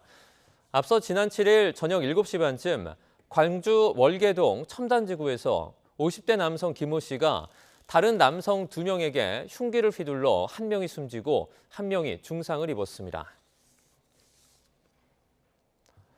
지난 2021년 인천 흉기난동 사건에서 제대로 대응하지 못해 해임된 경찰이 불복 소송을 냈지만 2심에서도 졌습니다. 서울고등법원은 전직 경위 A씨가 인천경찰청장을 상대로 해임 처분을 취소해달라며 낸 소송에서 1심과 같이 원고 패소로 판결했습니다. 재판부는 A씨 등이 권총과 테이저건 등을 갖고 있었고 수적으로도 우세해 가해자를 충분히 제압할 수 있었다면서 경찰관으로서의 품위를 크게 손상한 것이 맞다고 판단했습니다. 앞서 A씨는 지난 2021년 11월 인천 남동구 빌라에서 층간소음 문제로 위층 거주자가 아래층 이웃에게 흉기를 휘둘렀을 당시 범행을 막지 않고 현장을 이탈했다가 해임됐습니다. 서울에 있는 어린이집 바로 옆에 주차장 출입구가 생겨 학부모들 걱정이 크다는 제보가 들어왔습니다. 어린이 보호구역으로 당장 지정되기도 쉽지 않다고 합니다. 제보는 Y 신규혜 기자가 취재했습니다. 서울 구로구에 있는 어린이집. 바로 옆 162가구 규모의 아파트가 준공을 앞두고 있습니다. 그런데 본격적인 입주가 다가오면서 최근 어린이집 학부모들의 근심이 커졌습니다. 아파트와 함께 지어진 주차장 출입구 위치 때문입니다. 어른시설 앉은 키에서 이제 아기들이 안 보일 수 있으니까 아무래도 많이 걱정돼요. 아기들이 다칠 수 있는 위험 상황이 아무래도 좀 커지는 것 같아요. 주차장 입구가 어린이집 출입문 바로 옆에 설치된 겁니다. 문제의 아파트 주차장입니다. 보시는 것처럼 어린이집과 출입구가 맞닿아 있는데요. 이렇게 몇 발짝만 걸으면 아이들이 드나드는 차량과 마주칠 수밖에 없습니다. 아파트는 이미 다 지어진 상황이라 학부모들은 일단 어린이 보호구역으로라도 지정되길 바라고 있습니다. 그러나 넘어야 할 장벽이 꽤 높습니다. 현행법상 100명 이상 규모의 어린이집 주변에 어린이 보호구역을 설치할 수 있기 때문입니다. 규모가 100명 미만인 경우엔 관계기관의 협의를 거쳐 설치하게 돼 있습니다. 정원이 65명인 이 어린이집은 보호구역 지정을 신청하더라도 담당 구청과 서울시청의 심사를 거쳐야 하고 이 과정에서 경찰 의견도 받아야 하는 겁니다. 구청은 어린이집에서 보호구역 지정을 신청하면 논의해보겠다는 입장인데 민원이 계속되자 우선 도로에 알림 표시라도 먼저 하겠다고 제안했습니다. 지금 당장 신청을 검토하는데 시간이 걸리다 보니까 만약 필요하시면 바닥에다가 빨간색 페인트를 하는데 그걸 원하시면 해드리겠다고. 하지만 전문가들은 도로 색을 바꾸는 임시방편보다는 빠른 보호구역 지정이 필요하다고 강조합니다. 법적인 효력이 없으니까 결국 이 부분에 대한 교통사고 났을 때 피해 회복 받는데 어려움이 있죠. 지정할 수 있는 권한을 지자체에서 가지고 있기 때문에 융통성 있게 도로 상황에 맞춰서 지정을 해야 될 필요성도 있어 보입니다. 어린이들의 안전한 통학을 위해 관계기관의 적극적인 논의가 필요해 보입니다. YTN 신기입니다. 지난 1월부터 중대재해처벌법 적용 대상이 5인 이상 사업장으로 확대됐지만 산업재해 사망자가 오히려 늘어났다는 통계 자료가 나왔습니다. 전문가들은 일터 사망 사고를 줄이기 위해선 사후 처벌보다 예방에 중점을 둔 정책이 필요하다고 조언합니다. 이문석 기자입니다. 지난 1월부터 3월까지 석 달 동안 노동자 138명이 일터에서 사고로 목숨을 잃었습니다. 이틀에 3명꼴입니다. 노동 현장 사고를 줄이려고 지난 1월부터 중대재해처벌법 대상이 5인 이상 사업장으로 확대됐습니다. 하지만 전체 산업재해 사망자는 지난해 1분기와 비교해 오히려 10명이 늘었습니다. 특히 건물, 폐기물 관리 등 기타 업종에서 석 달 새 11명이 숨진 거로 집계됐습니다. 그래도 다행스러운 건 추세로 볼 때 산업재해 사망자가 줄고 있다는 점. 근로자 10,000명당 사망자를 나타내는 사고 사망 만인율이 지난해 0.39를 기록해 처음으로 0.4를 밑돌았습니다. 하지만 다른 나라들과 비교하면 여전히 높은 수준입니다. 지난 2022년 기준으로 우리나라 사고 사망 만인율은 영국의 14배, 독일과 일본의 3.5배였습니다. 전문가들은 중대재해법이 사후 처벌이 아닌 사전 예방을 위해 도입된 점을 강조합니다. 원하청 구조가 일반적인 우리나라에서 재해 사망을 줄이기 위해 일과 함께 안전을 같이 맡겨야 한다는 조언도 내놨습니다. 업무를 위탁을 할 때 거기에 안전보건 예산을 확보할 수 있도록 위탁 주는 비용에 그 예산이 안전보건 예산이 포함될 수 있도록 하는 것이 중요하다고 생각이 되고 또 고령자와 외국인 산재 사망은 급격한 환경 변화와 연관돼 있다며 현장 투입 전 꼭 산업안전 교육을 받도록 제도 강화를 주문했습니다. YTN 이문석입니다. 고물가 시대에 먹거리 물가가 연일 고공행진하고 있습니다. 장을 보는 서민들도 힘들지만 식품 외식업계 고충도 크다고 하는데요. 어떤 상황인지 화면 보면서 설명드리겠습니다. 네, 고물가로 서민들의 부담이 커지면서 정부가 연일 물가 챙기기에 열심입니다. 식품 외식업계를 향해서 먹거리 물가 부담 완화에 힘써달라며 거듭 당부하고 있습니다. 업계와의 소통 채널을 구축하는 등 외식 물가 안정을 위해서도 힘쓰겠습니다. 식품 외식업계도 국민들의 물가 부담 완화에 동참해 주시길 부탁드립니다. 네, 정부의 이런 적극적인 행보에 업계가 눈치를 봤을까요? 일부 업체가 제품 가격 인상안을 발표했다가 보류하거나 연기하는 사례가 적지 않습니다. 잠시 가격 인상을 미룰 수는 있겠지만 원부자재나 인건비 등 오르지 않는 것이 없어서 업계로서는 부담에 시달릴 수밖에 없는 상황인데요. 그렇다 보니까 업계 내부에서는 정부의 고강도 물가 관리에 볼멘 소리도 있습니다.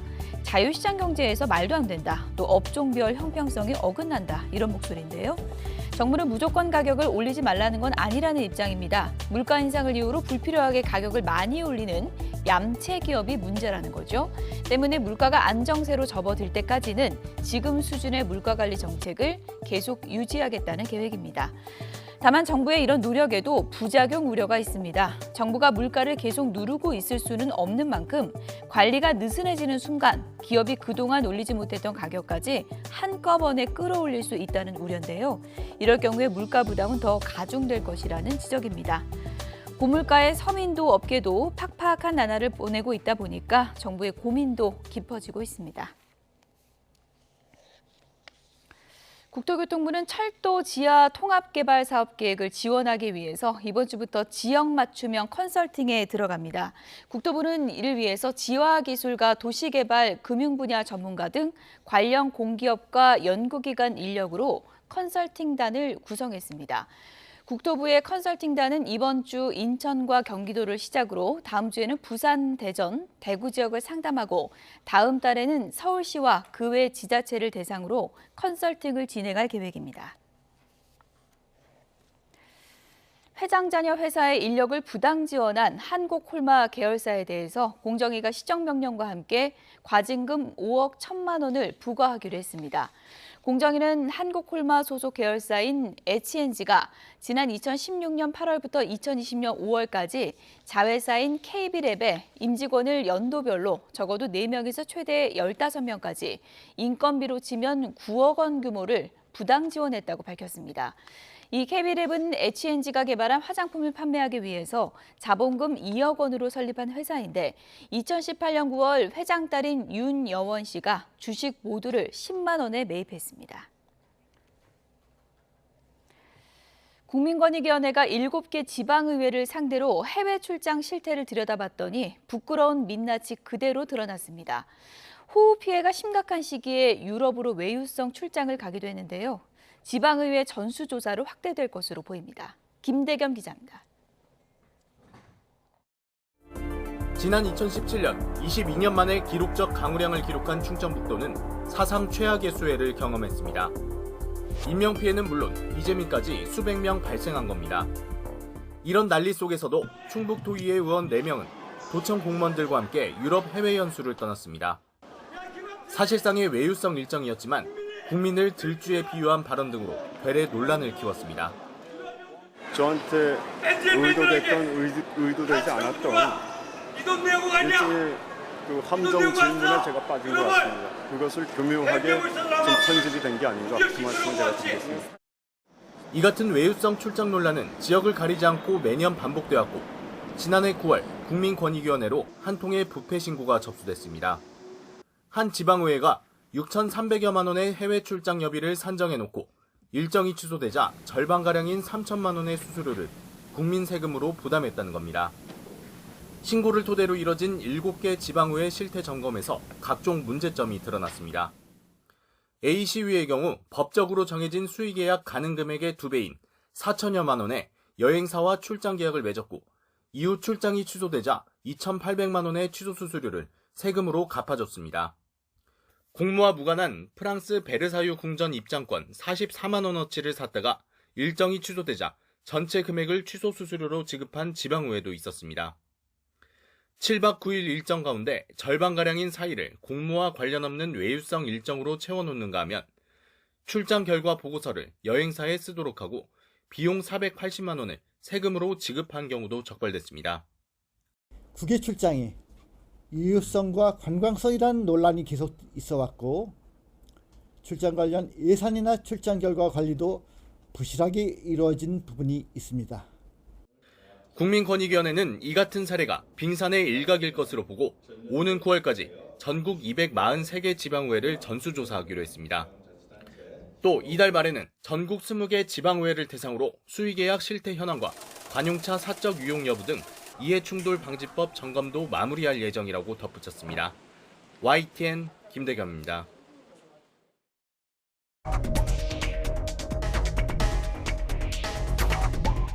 북한이 감내하기 힘든 조치들에 착수하기로 했습니다.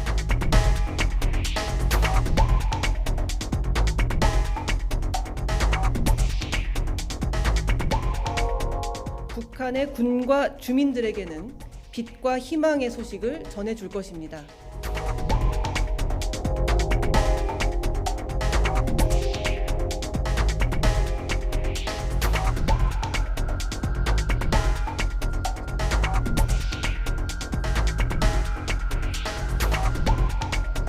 북한군의 그 초소에 있는 모든 북한군들은 다 죽는다라고 봐야 되는 거죠.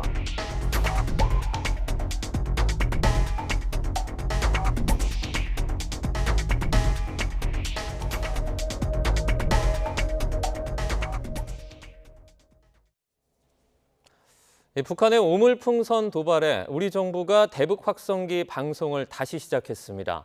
당분간 남북 심리전 긴장이 고조될 것이라는 전망도 나오고 있는데요. 관련된 자세한 내용 이물출 경남대 극동문제연구소 교수와 함께 얘기 나눠보겠습니다. 어서 오세요. 네, 안녕하십니까. 네, 우리의 대북 확성기 방송 재개에 이제 김여정 북한 노동당 부부장이 새로운 대응을 하겠다 이렇게 경고를 했습니다. 새로운 대응, 이게 뭘 의미합니까? 일단 그 김여정 부부장의 담화 내용을 보면 네. 지금까지 자기들이 전단지 살포한 그 행위는 그 낮은 단계의 조치다 이렇게 얘기를 했어요. 네. 그 얘기는 뭔가 하면 앞으로 이제 우리 정부가 어떻게 대응하냐에 따라서 그 단계를 높여갈 수 있다는 점을 분명히 이제 시사를 했고요. 네. 그러면서 이제 새로운 대응을 예고를 했는데 그 다음 문장이 보면 이제 결국은 지금까지 자기들이 뿌려왔던 살포해왔던 이 휴지나 오물들을 계속 일상적으로 이제 목격하게 될 거다. 이렇게 우선은 얘기를 했어요. 네. 그래서 이제 새로운 대응의 내용의 구체적인 내용을 아직 우리가 정확하게 가늠하기는 쉽지 않지만 북한이 지금까지 보여줘 왔던 대응했던 패턴을 보면 일단 우리가 탈북 단체들이 보내는 이 모든 그 어떤 뭐 자기들 선전선노물이라고 얘기를 하는데 이게 이제 오물이기 때문에 네. 자기도 여기에 상응하는 대응을 해주겠다. 네. 그 지금까지는 낮은 단계의 그 대응을 했는데 앞으로는 점점 단계를 높여 나가겠다 이렇게 얘기했기 때문에 그러면 더 높은 단계가 무엇일까? 이게 이제 우리가 앞으로 좀 그 주목해야 될 부분이 할 수 있는 거죠. 지금 북한이 대북 확성기 방송에 상당히 예민한 듯한 모습을 좀 보이고 있는데 그 대북 확성기 방송이라는 게 이런 거지 않습니까? 그 큰 스피커에 BTS 노래라든지 아니면 김정은에 대한 비판이라든지 이런 것들을 담아서 내보내는 건데 이게 정말 위력이 상당한가요? 과거 남북관계 역사를 보면 네. 남북 대화나 협상이 재개될 때 북한이 가장 우선순위로 요구했던 것이 네. 대북 확성기 방송 중단이었습니다. 네. 그만큼 북한이 이 문제를 예민하게 그리고 또 심각하게 받아들이고 있고 또 어느 정도 체제에 타격을 주는 요소라는 것은 인정한 거죠. 네. 근데 이제 그 사이에 이제 북한이 많이 변했죠. 김정은 정권이 등장을 했고 그리고 이제 핵미사일 역량을 계속 고도화시키고 있고 또 김정은 위원장의 위상이 또 굉장히 지금 고조되고 있는 그런 상황입니다. 네. 그러니까 이제 문제는 이 전단지의 내용이라든지 확성기 방송의 내용들이 자신들이 표현하기를 신성시하는 이 제도와 자기들의 제도와 사상 더군다나 이제 김정은 위원장의 위상에 타격을 가고 있다. 네. 이제 이렇게 얘기를 하는 거죠. 그러니까 북한으로서는 이 방송이든 전단지든 참고 지켜볼 수만은 없는 겁니다. 어떤 식으로든 대응을 할 수밖에 없는 요소가 있다. 그게 바로 이제 북한의 이제 김정은 체제라는 어떤 독특한 그런 특성. 네. 그리고 또 이 어떻게 보면 이제 이 김정은 위원장의 그 위상이 점점 어떻게 보면 신성시 되어 가고 있고 절대화되어 가고 있는 이 과정에서 네. 이 전단지나 방송의 내용들이 이 권위를 흔들고 있다. 이제 이렇게 판단하는 한 북한의 강력한 대응은 있을 수밖에 없을 거다. 이제 이런 점에서 우려가 되는 거죠. 접경지 주민들 같은 경우에는 특히 더 불안감이 커질 수밖에 없을 것 같은데요. 그 물리적인 충돌 가능성도 발생할 수 있다고 보십니까? 충분히 가능하죠. 네. 지금 이제 북한의 그 단기적인 그러니까 오물풍선을 보내는 단기적인 목표는 네. 일단 탈북 단체들의 이 삐라 그러니까 전단지 살포를 중단하라는 거 이게 이제 첫 번째 목표예요. 네. 이제 그렇지만은 이 앞으로 지속적으로 확성기 방송도 되고 전단지가 계속 유포가 된다면 북한으로서는 보다 강력한 대응 수단을 모색할 수밖에 없고 네. 그게 이제 군사적 충돌로 이제 연계될 가능성이 높은 거죠. 그리고 과거에 이제 남북 관계에 있어서도 결국은 이제 이 대북 확성기 방송이나 전단지가 북한의 어떤 물리적 그 대응을 유발하는 그 핵심 요소가 되었잖아요. 네. 그래서 이제 개성의 남북 공동 연락 사무소가 우리가 다 지켜보는 앞에서 완전히 폭파가 된 적도 있고 또 2015년에 우리 군인들의 그 대북 확성기 방송을 겨냥해서 이 고사포까지 아주 그러니까 바로 그 공격을 하는 그런 일까지 벌어졌잖아요. 이런 전례를 고려한다면 군사적 물리적 충돌로 이어질 개연성이 매우 높다고 이제 전망할 수밖에 없는 거죠. 그 우리뿐만 아니라 북한에도 실제로 그 확성기 방송을 할 수 있는 장비가 있지 않습니까? 2015년 뭐 16년 이때까지만 해도 네. 우리의 그 장비 또 능력 그 확성기 어떤 기술적 수준이 훨씬 우위에 있었기 때문에 네. 북한이 이제 방송을 해도 우리 대남 방송을 해도 큰 의미가 없었죠. 네. 이제 그 방송의 질이라 그럴까 또 파장, 뭐 능력, 뭐 이런 것이죠, 그죠? 지금 화면에 나오고 있지만 이제 가청거리도 완전히 다르고 네. 이제 이런 능력의 차이가 있었는데 그동안 또 시간이 또 몇 년이 지났단 말이에요.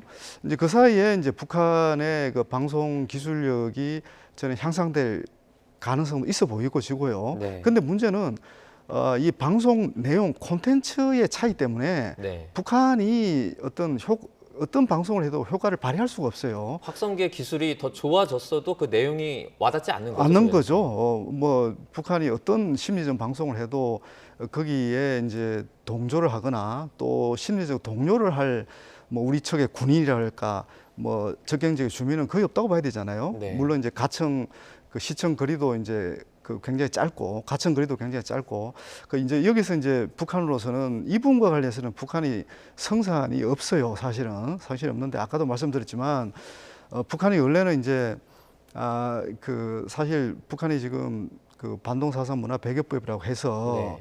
2020년 이후에 그 외부에서 들어오는 정보 문화 통제를 지금 굉장히 엄격하게 하고 있어요. 네. 이미 이제 뉴스를 통해서 많이 알려졌지만은 그 남한 드라마 방송을 시청하고 유포를 한다면 심하게는 뭐 지금 그 사형까지 처하는 그런 지금 형벌 조항이 지금 추가되어 있는 그런 상황이거든요. 네. 그러니까 그만큼 이 북한에 유입시키는 어떤 그 콘텐츠가 김정은 위원장이 지금 만들고자 하는 또 북한 정권이 세우고자 하는 이런 유일 영도 체계 그리고 또 사상 문화 체계 이런 데 상당히 영향을 줄 수 있기 때문에 네. 북한으로서는 이제 강력하게 대응할 수밖에 없고 그렇지만 심리적으로는 맞대응이 어렵다 이렇게 얘기할 수가 있죠. 오물풍선 살포 같은 경우에 이제 1, 2차 때와 다르게 3, 4차 때는 서풍이 불 때 이제 살포를 했다고 알고 있습니다. 그냥 생각해봤을 때는 바람이 조금 바뀌면 살포를 하면 될 텐데 이렇게 좀 무리하다고 해야 될까요? 효율이 떨어지는 살포를 한 이유는 어떻게 됩니까? 김여정 부부장의 담화 내용을 보면 자기들이 그 풍선 기구를 1,400개를 띄웠다고 하더라고요. 네. 그걸 유포를 했는데 우리 군 당국에서는 이제 한 300여 개, 310개 정도밖에 이제 발견이 안 됐다. 그 나머지는 다 이제 남쪽 지역에 이게 낙하가 안 된 거죠. 네. 다른 거죠. 뭐 한마디로 낙하 효율이 굉장히 떨어진 것은 분명해 보이는데 어떻든 북한 입장에서는 계속해서 이제 그 자기들이 남쪽에서 남쪽에서 날려오는 그 전단지의 숫자, 건수 여기에 철저하게 비례해서 자기들도 맞대응하겠다고 공식적으로 얘기를 했거든요. 네. 그러니까 이제 그 우리 탈북 단체들이 보내는 그 어떤 전단지의 숫자 이런 게 중요한 게 아니라 실제로 네. 북한에서 발견되는 그 양, 그 건수에 따라서 자기들이 대응을 하겠다 이렇게 얘기를 했고 또 적시적으로 대응을 했다고 얘기를 했기 때문에 그런 맥락에서 아마 조금 무리하게 오물풍선을 날린 게 아닌가 이렇게 뭐 판단할 수 있을 것 같습니다. 일각에서는 지금 북한이 오물풍선을 살포하면서 관련된 데이터를 좀 모으고 있다 이런 얘기도 있습니다. 이 부분에 대해서는 좀 어느 정도 효율이 있다 이렇게 보십니까? 저는 상당히 일리가 있다고 봅니다. 네. 북한이 지금까지 이 군사 무기들, 특히 이제 그 신형 무기 체계를 개발하는 과정을 보면 네. 초기 단계에서는 조금 이 효율도 떨어지고 실패 확률이 높다고 하더라도 계속 이 실험하는 그런 그 느낌들이 있거든요. 그러니까 이게 이제 지금은 이제 오물풍선에 그치고 있지만 이걸 이제 무기화한다는 계산을 한다면 네. 얼마든지 지금 다양한 이제 남측의 대응 방식도 지켜볼 수도 있고 네. 또 오물풍선의 역량을 더 강화하는 그런 새로운 어떤 기술을 개발할 수도 있고 네. 이제 그걸 위해서는 이런 축적된 그 데이터가 굉장히 중요할 수 있겠죠. 그래서 그런 맥락에서 이 오물풍선도 이게 단순히 어떤 심리전 도구에만 그치는 게 아니라 우리 사회의 안보 위협을 결정적으로 가중시킬 수 있는 네. 그런 잠재력을 갖고 있다 이렇게 봐야 되겠죠. 네. 조금 전에 언급해 주신 오물풍선의 어떤 무기화라는 것은 이제 오물 대신 폭탄이라든지 뭐 생화학 무기라든지 이런 거를 실려서 내려보낼 수 있다라는 말씀이시죠? 그렇죠. 그건 이제 뭐 극단적인 어떤 시나리오를 통해서 이제 예상할 수 있는 부분들이긴 한데 네. 남북 관계의 어떤 악화 가능성 그리고 이제 뭐 군사적 충돌까지 전개가 된다면 네. 어떤 북한으로서도 반드시 그 전쟁에서 승리를 해야 될 거 아닙니까, 그죠? 근데 그런 맥락에서 이 오물풍선의 무기화 가능성은 열어놓고 봐야 되겠죠. 정치권에서는 이런 얘기도 나오고 있습니다. 오물풍선이 이제 우리 국민들이 거주하는 지역으로 넘어오기 전에 격추를 해야 된다라는 얘기인데 먼저 여쭤볼게 격추는 할 수가 있습니까? 제가 이제 그 부분에 대해서는 뭐 자신 있게 얘기할 수는 없는데요. 네. 근데 이 풍선이 한두 개도 아니고 네. 수백 개, 수천 개가 날아오는데 그걸 일일이 조준 사격을 한다? 네. 만약에 실제로 조준 사격을 한다 그러면 그거는 거의 국지전 상황이라고 봐야 될 거 아닙니까, 그죠? 네. 물론 이제 그 드론을 활용해서 격추할 수도 있겠지만 물론 우리 군 당국에서 다양한 대응 시나리오를 갖고 있을 거라고 저희들은 믿고 있는데 네. 어떻든 오물풍선의 사격을 가하는 순간 지금보다 훨씬 군사적 긴장이나 충돌의 가능성은 빠르게 상승할 수 있다. 이렇게 저는 봅니다. 네. 교수님이 보실 때는 일제 직접적인 사격이나 이런 것들을 통한 어떤 격추는 좀 가능성이 낮게 보시는 거죠? 그렇죠. 그건 이제 네. 교전 행위에 준하는 그 조치라고 보여지기 때문에 네. 더군다나 그 오물풍선이 오물에 그치는데 오물만 들어 있는데 그걸 격추했을 때 과연 그게 교전 규칙에 합당한 대응이냐 뭐 이런 또 그 비판의 목소리도 나올 수도 있을 것 같아요. 네. 그래서 이제 그리고 오물 안에 그게 또 무엇이 들었을지에 대한 것도 우리가 미리 짐작하기도 어렵고 참 쉽지 않은 그런 그 어떤 북한의 도발이라고 봐야 되겠죠. 대응하기 쉽지 않은 북한의 도발이라고 봐야 되겠죠. 네. 그 탈북민 단체들이 지금 대북전단을 살포하고 있지 않습니까? 이것을 좀 제재해야 된다라는 목소리도 나오는데 이건 좀 어떻게 생각하세요? 지금 이제 많은 분들이 이제 헌법재판소 판결 내용을 가지고 얘기를 네. 하죠. 지금까지 이제 탈북 단체들은 어떻게 보면 이제 표현의 자유가 제일 중요하다. 이 표현의 자유를 통해서 북한 주민들의 알 권리를 우리는 충족시켜야 된다. 이제 이런 어떤 논리로 지금 대응을 하고 있는 것 같아요. 근데 이제 지금 그 제가 이제 걱정하는 것들이 그런 건데 네. 사실 이제 표현의 자유도 중요하지만 네. 지금 접경 지역 주민들의 그 불안 또는 실제로 이제 그 생명과 신체에 이제 위해가 가해질 수도 있는 그런 상황들이 충분히 만들어질 수 있기 때문에 그래서 이제 헌법재판소에서도 사실은 이 국민의 생명과 신체의 안전 보장 그리고 또 남북 간의 긴장 완화를 위해서는 정부가 보다 적극적으로 상황 관리를 해도 된다. 이제 그런 취지의 판결을 한 것으로 지금 알고 있거든요. 네. 그러니까 이제 지금 저희들이 그 뭔가 지혜를 모아야 되는 게 표현의 자유를 일정하게 허용하면서도 네. 접경 지역 주민들의 그 생명과 신체의 안전도 보장하는 그런 방식의 그 어떤 대응이 필요하지. 지금 표현의 자유만 앞세워서 네. 주민들이 불안하고 그리고 지금 접경 지역 주민들만 불안한 게 아니라 지금 그 오물풍선들이 전국적으로 확산이 되고 있잖아요. 네. 그런 점들도 잘 균형을 맞춰서 이 대응하는 그런 지혜를 보여줄 때다.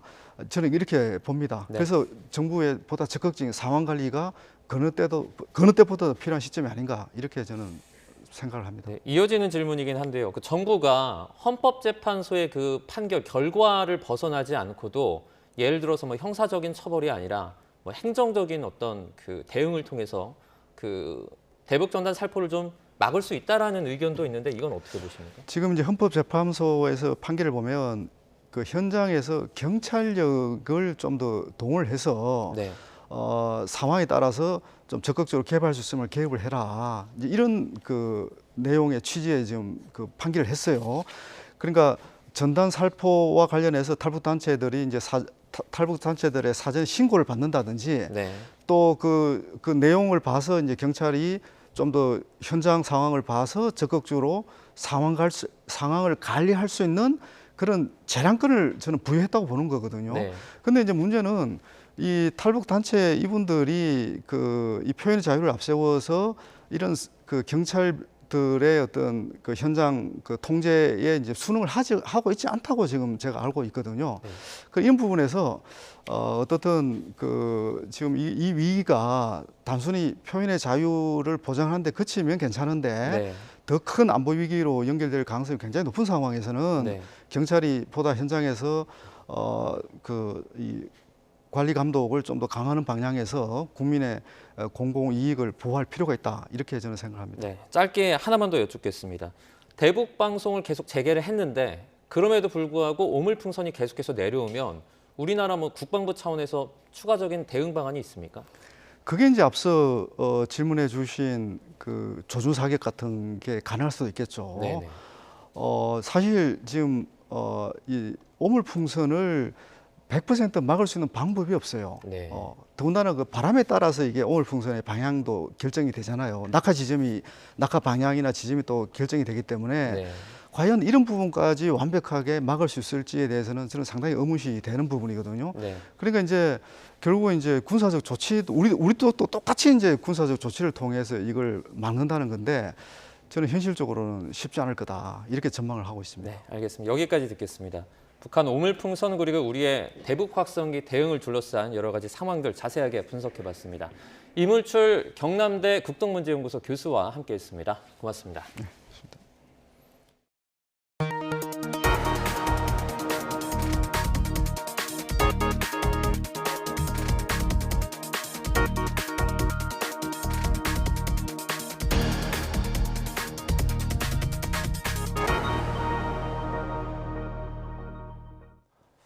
미국 백악관이 북한과 중국, 러시아 간의 핵협력 상황에 대해 우려를 표명했습니다.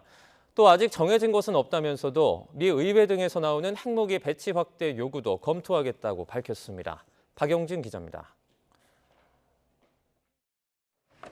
설리번 백악관 국가안보보좌관은 중국이나 러시아뿐 아니라 북한과 같은 국가의 핵무기가 늘어나는 것에 대해 우려하고 있다고 말했습니다.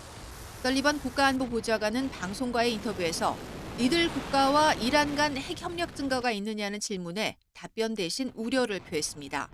그러면서 안전하고 신뢰할 수 있는 미국의 핵 억제력을 보장하기 위한 최선의 방법에 관해 동맹국과 협의하겠다고 밝혔습니다. 또 핵 위협에 맞서 미국도 핵무기를 늘려야 할 수 있다는 백악관 관계자의 발언에 대해서는 아직 어떤 결정도 내리지 않았지만 짧게는 수개월 내에 내려야 할 결정이라고 말했습니다.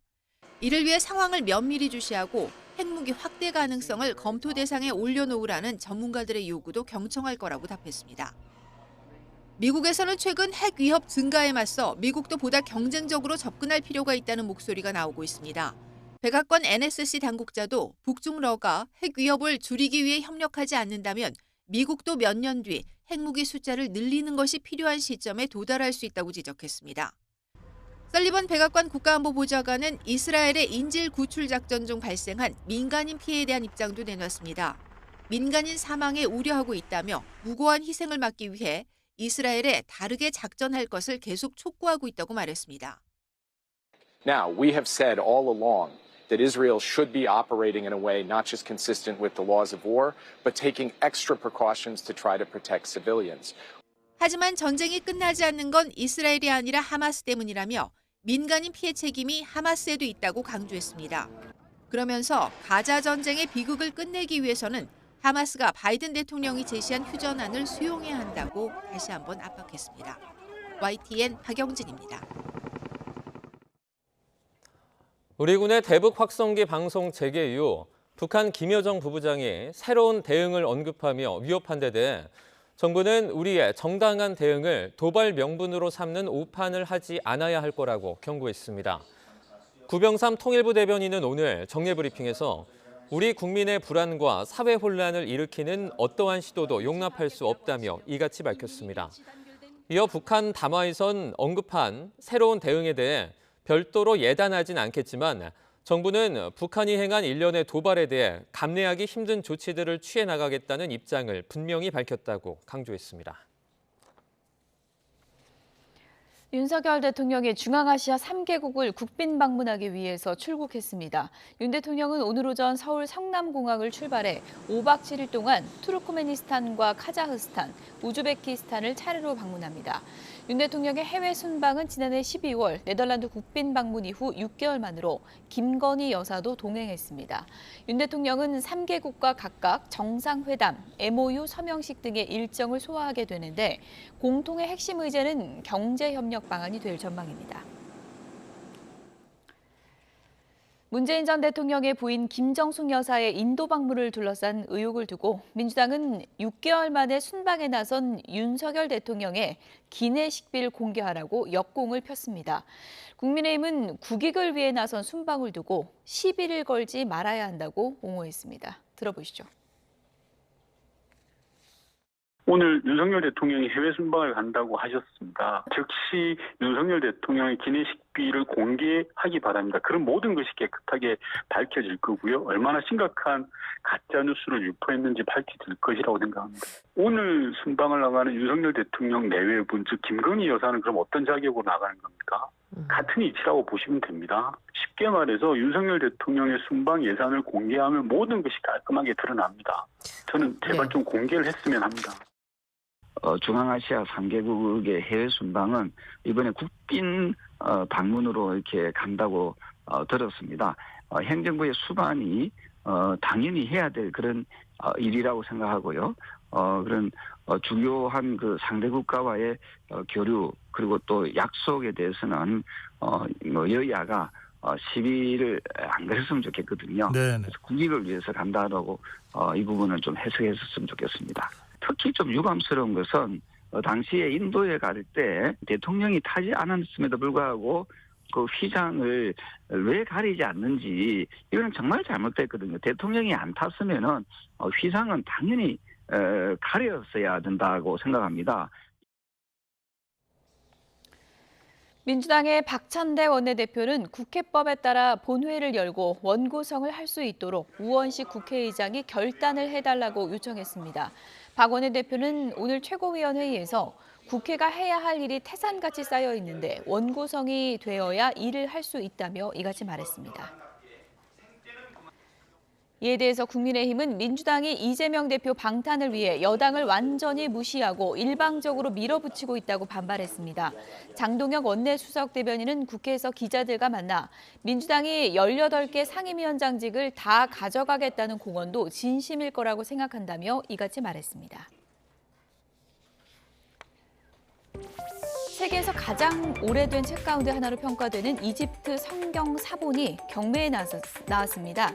지금 보시는 영상 속 성경은요, 무려 1500년 전에 작성된 것으로 알려진 기독교 전례서 크로스비 휴엔 코덱스인데요. 예상 경매가가 우리 돈으로 25억 1천만 원에서 52억 7천만 원 정도라고 합니다. 이집트의 한 수도사가 파피루스의 콥트어로 작성한 것인데요. 104쪽 분량의 초기 기독교 문헌으로 베드로서와 요나서 일부가 실렸습니다. 푸바오가 비어있는 옆 우리 통로 안쪽으로 고개를 지금 보시는 것처럼 삐쭉 내밉니다. 구조는 비슷하지만 이후 판다의 채취가 묻은 안뜰을 조심스레 탐색한 뒤 되돌아옵니다. 내실에서는 이동식 케이지 적응 훈련이 계속되고 있습니다. 2달 남짓 격리 검역을 마치고 새 집으로 이사갈 준비를 하는 건데요. 중국 판다 보호 연구센터는 2개월 남짓의 격리 검역과 적응 기간을 거쳐 오는 12일 쓰촨성 워룽 선수핑 기지에서 푸바오를 공개한다고 밝혔습니다. 공식 SNS 계정을 통해서는 후난 위성TV 등과 함께 현지 시각 12일 오전 9시 반부터 푸바오와 만남 행사를 전 세계에 생중계한다고 알리기도 했습니다. YTN 취재진도 판다의 고향 쓰촨성으로 날아가서 푸바오의 판생 2막을 직접 담아올 예정이니 기대 많이 해주시기 바랍니다. 총기로 무장한 군인들이 서성이고 있습니다. 긴장되는 장면인데요. 한쪽으로 다가가더니 골짜기 아래를 향해서 손전등을 비춰보고 있죠. 인도 북부 잠무 카슈미르 지역에서 힌두교 순례자들이 단 버스가 현지 시간으로 9일 무장 세력 공격을 받고 골짜기 아래로 추락해서 최소 9명이 숨지고 33명이 다쳤습니다. 무장 세력은 매복해 있다가 버스를 향해 총기를 난사했고요. 이어서 버스가 추락한 것으로 파악됐습니다. 최근에 무장 세력 활동이 비교적 줄었지만 지난 2017년에도 힌두교 순례자들이 탄 버스를 겨냥한 공격으로 8명이 숨지기도 했습니다. 네, 경기장에서 힘차게 달리고 있는 황소 한 마리. 갑자기 울타리 쪽으로 다가가는데요. 뭐 하려는 걸까 하다가 갑자기 울타리를 넘어서 탈출을 시도합니다. 이러면서 관람객들을 덮치게 됐는데요. 현재 시간으로 9일 미 오레곤주 시스터즈시에서 열린 로데오 경기 중에 마지막 황소 타기를 앞두고 황소가 경기장 울타리를 뛰어넘어 주차장 쪽으로 탈출했습니다. 로데오 협회 측은 이 과정에서 3명이 다쳤고 2명은 병원으로 옮겨져 치료를 받고 있다고 밝혔습니다. 탈출했던 황소는 카우보이들이 붙잡아 우리에 다시 넣었습니다. 지난 4월 경기도 광주 태전동의 한 내리막길인데요. 짐이 잔뜩 실린 1톤 트럭이 굴러내려가고 있고 이 모습을 보고 반대편에 있던 시민이 이렇게 달려들었습니다. 이 시민이요, 운전석에 급하게 몸을 던지고 들어가 브레이크를 밟아 가까스로 충돌을 막았습니다. 주변에서 일을 하다가 잠시 휴식을 취하던 30대 초반 이희성 씨는요, 당시에 슬리퍼를 신은 상태였다고 하는데요. 급하게 달리느라 한쪽 발목이 접질러지기도 했습니다. 경찰 감사장을 받은 이 씨는 당연한 일을 했을 뿐이라면서 좋은 추억이 될 것 같다고 말했습니다. 얘기 들어보실까요? 학원 근처여서 혹시라도 애가 튀어나왔으면 어떻게 됐을까라는 생각도 해보면 되게 끔찍하더라고요. 네, 정말 대단한 일도 아니고 뭐 추억거리지 않을까요?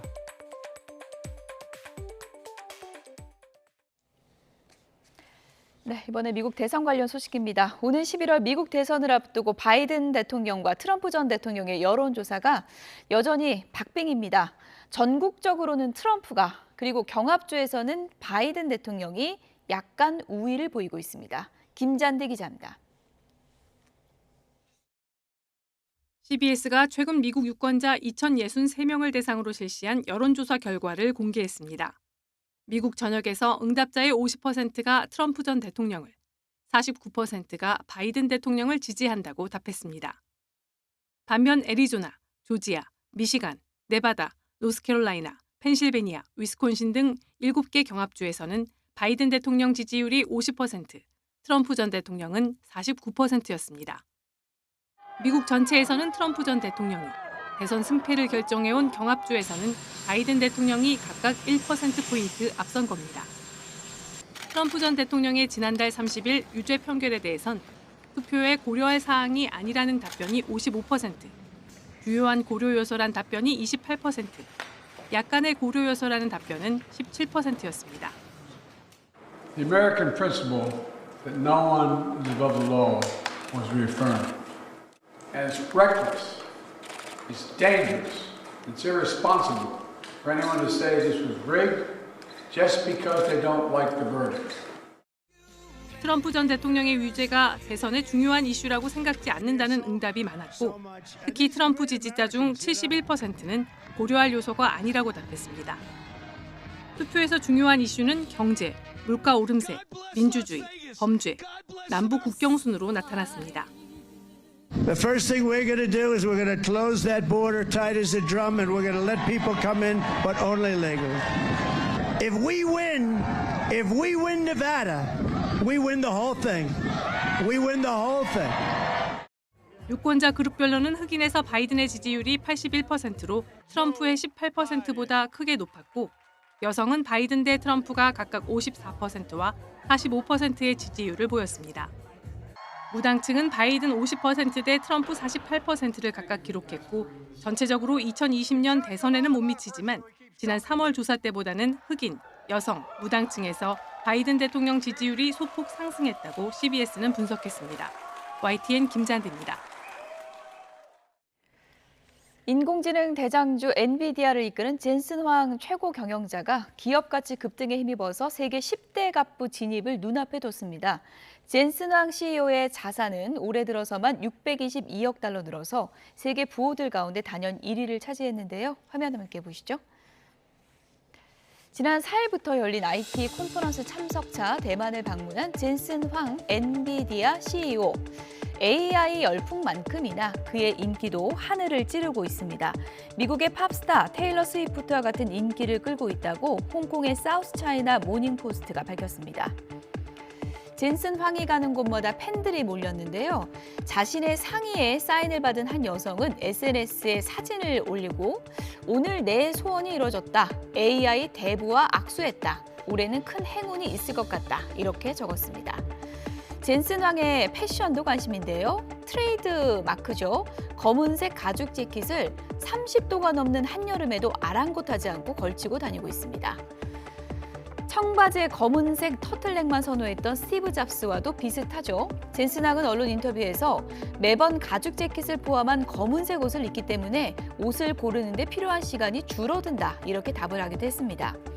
젠슨 황에 대한 수식어도 잇따르고 있습니다. 젠슨과 열광을 뜻하는 영어 인세너티를 합쳐서 젠세너티 이런 신조어까지 등장했고요.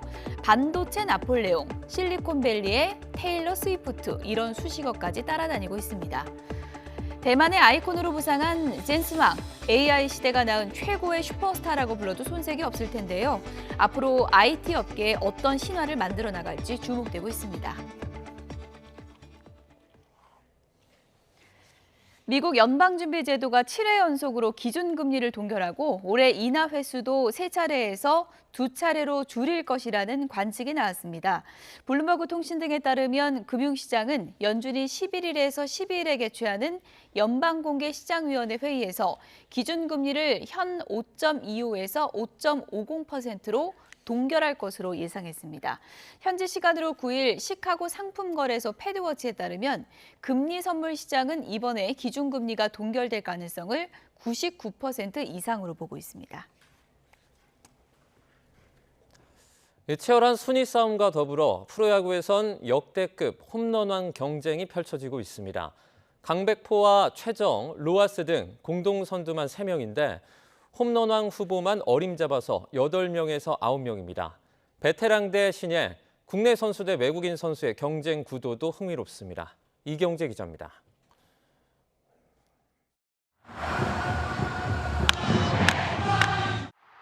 강백호와 최정, 로하스를 맨 앞으로 홈런 순위인 1개 차이로 쟁쟁한 후보들이 줄줄이 붙어 있습니다. 8위 페라자와 9위 김자원까지도 선두와 3-4개 차. 충분히 홈런왕에 도전해볼 수 있는 위치입니다. 9명 가운데 최정과 로하스, 노시환과 김재환은 역대 홈런왕 출신. 특히 지난해 역대 3번째로 어린 나이에 홈런왕을 차지한 한화 노시환과 역대 통산 최다 홈런 보유자인 SSG의 최정은 지난해에 이어 2년 연속 신구 거포 대결 구도를 이어가고 있습니다. 제가 원래 야구장에서 하는 그런 좀 파이팅 넘치고 자신감 있게 플레이하는 그런 모습들을 보여주다 보면 올 시즌 타격 천재로 부활한 KT 강백호를 비롯해 가능성이 폭발한 기아 김도영과 주말 기아전에서 3개를 몰아친 두산 양석환 등은 첫 도전입니다. 매년 크다고 느끼는 중이고 나이가 이제 한 살 한 살 더 들기 때문에 더 크다고 이제 생각이 많이 드는 것 같아요. 국내 선수와 외국인 선수의 대결도 관심입니다. 4년 전 홈런왕의 주인공 KT 로하스에 메이저리그에서도 311경기에서 54개 홈런을 때려내 장타력만큼은 인정받은 NC의 데이비슨이 4년 만에 외국인 선수 홈런왕을 노리고 있습니다. Just try to get a pitch up and got one up and just I guess stayed through it well and but yeah, this probably has to be one of the highest home runs I've hit. So yeah, that was crazy. 역대급 홈런왕 경쟁과 더불어 팀 홈런 순위에선 선두 싸움을 펼치고 있는 기아와 두산이 나란히 71개로 가장 앞서가고 있습니다. YTN 이경재입니다. 단오인 오늘 전국이 맑은 가운데 한여름 더위가 이어지고 있습니다. 올해 들어 처음으로 폭염주의보가 내려진 지역도 있는데요. 자세한 오늘 날씨에 기상캐스터 연결해서 알아보겠습니다. 고은재 캐스터. 네, 평화의 공원에 나와 있습니다. 네, 보기에는 시원해 보이는데 날씨가 많이 덥죠? 네, 저는 지금 도심 속 계곡에 나와 있는데요. 이 물과 그늘이 있어서 그나마 더위가 덜한 이곳이지만 오늘은 공기가 후텁지근합니다. 현재 서울 기온이 29도를 웃돌고 있는데요.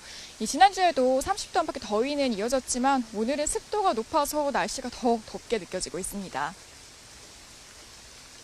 네, 오늘이 단오인데요. 원래 이맘때 날씨가 더워집니까? 네, 원래 단오는 여름을 맞이하는 시기로 알려져 있긴 합니다.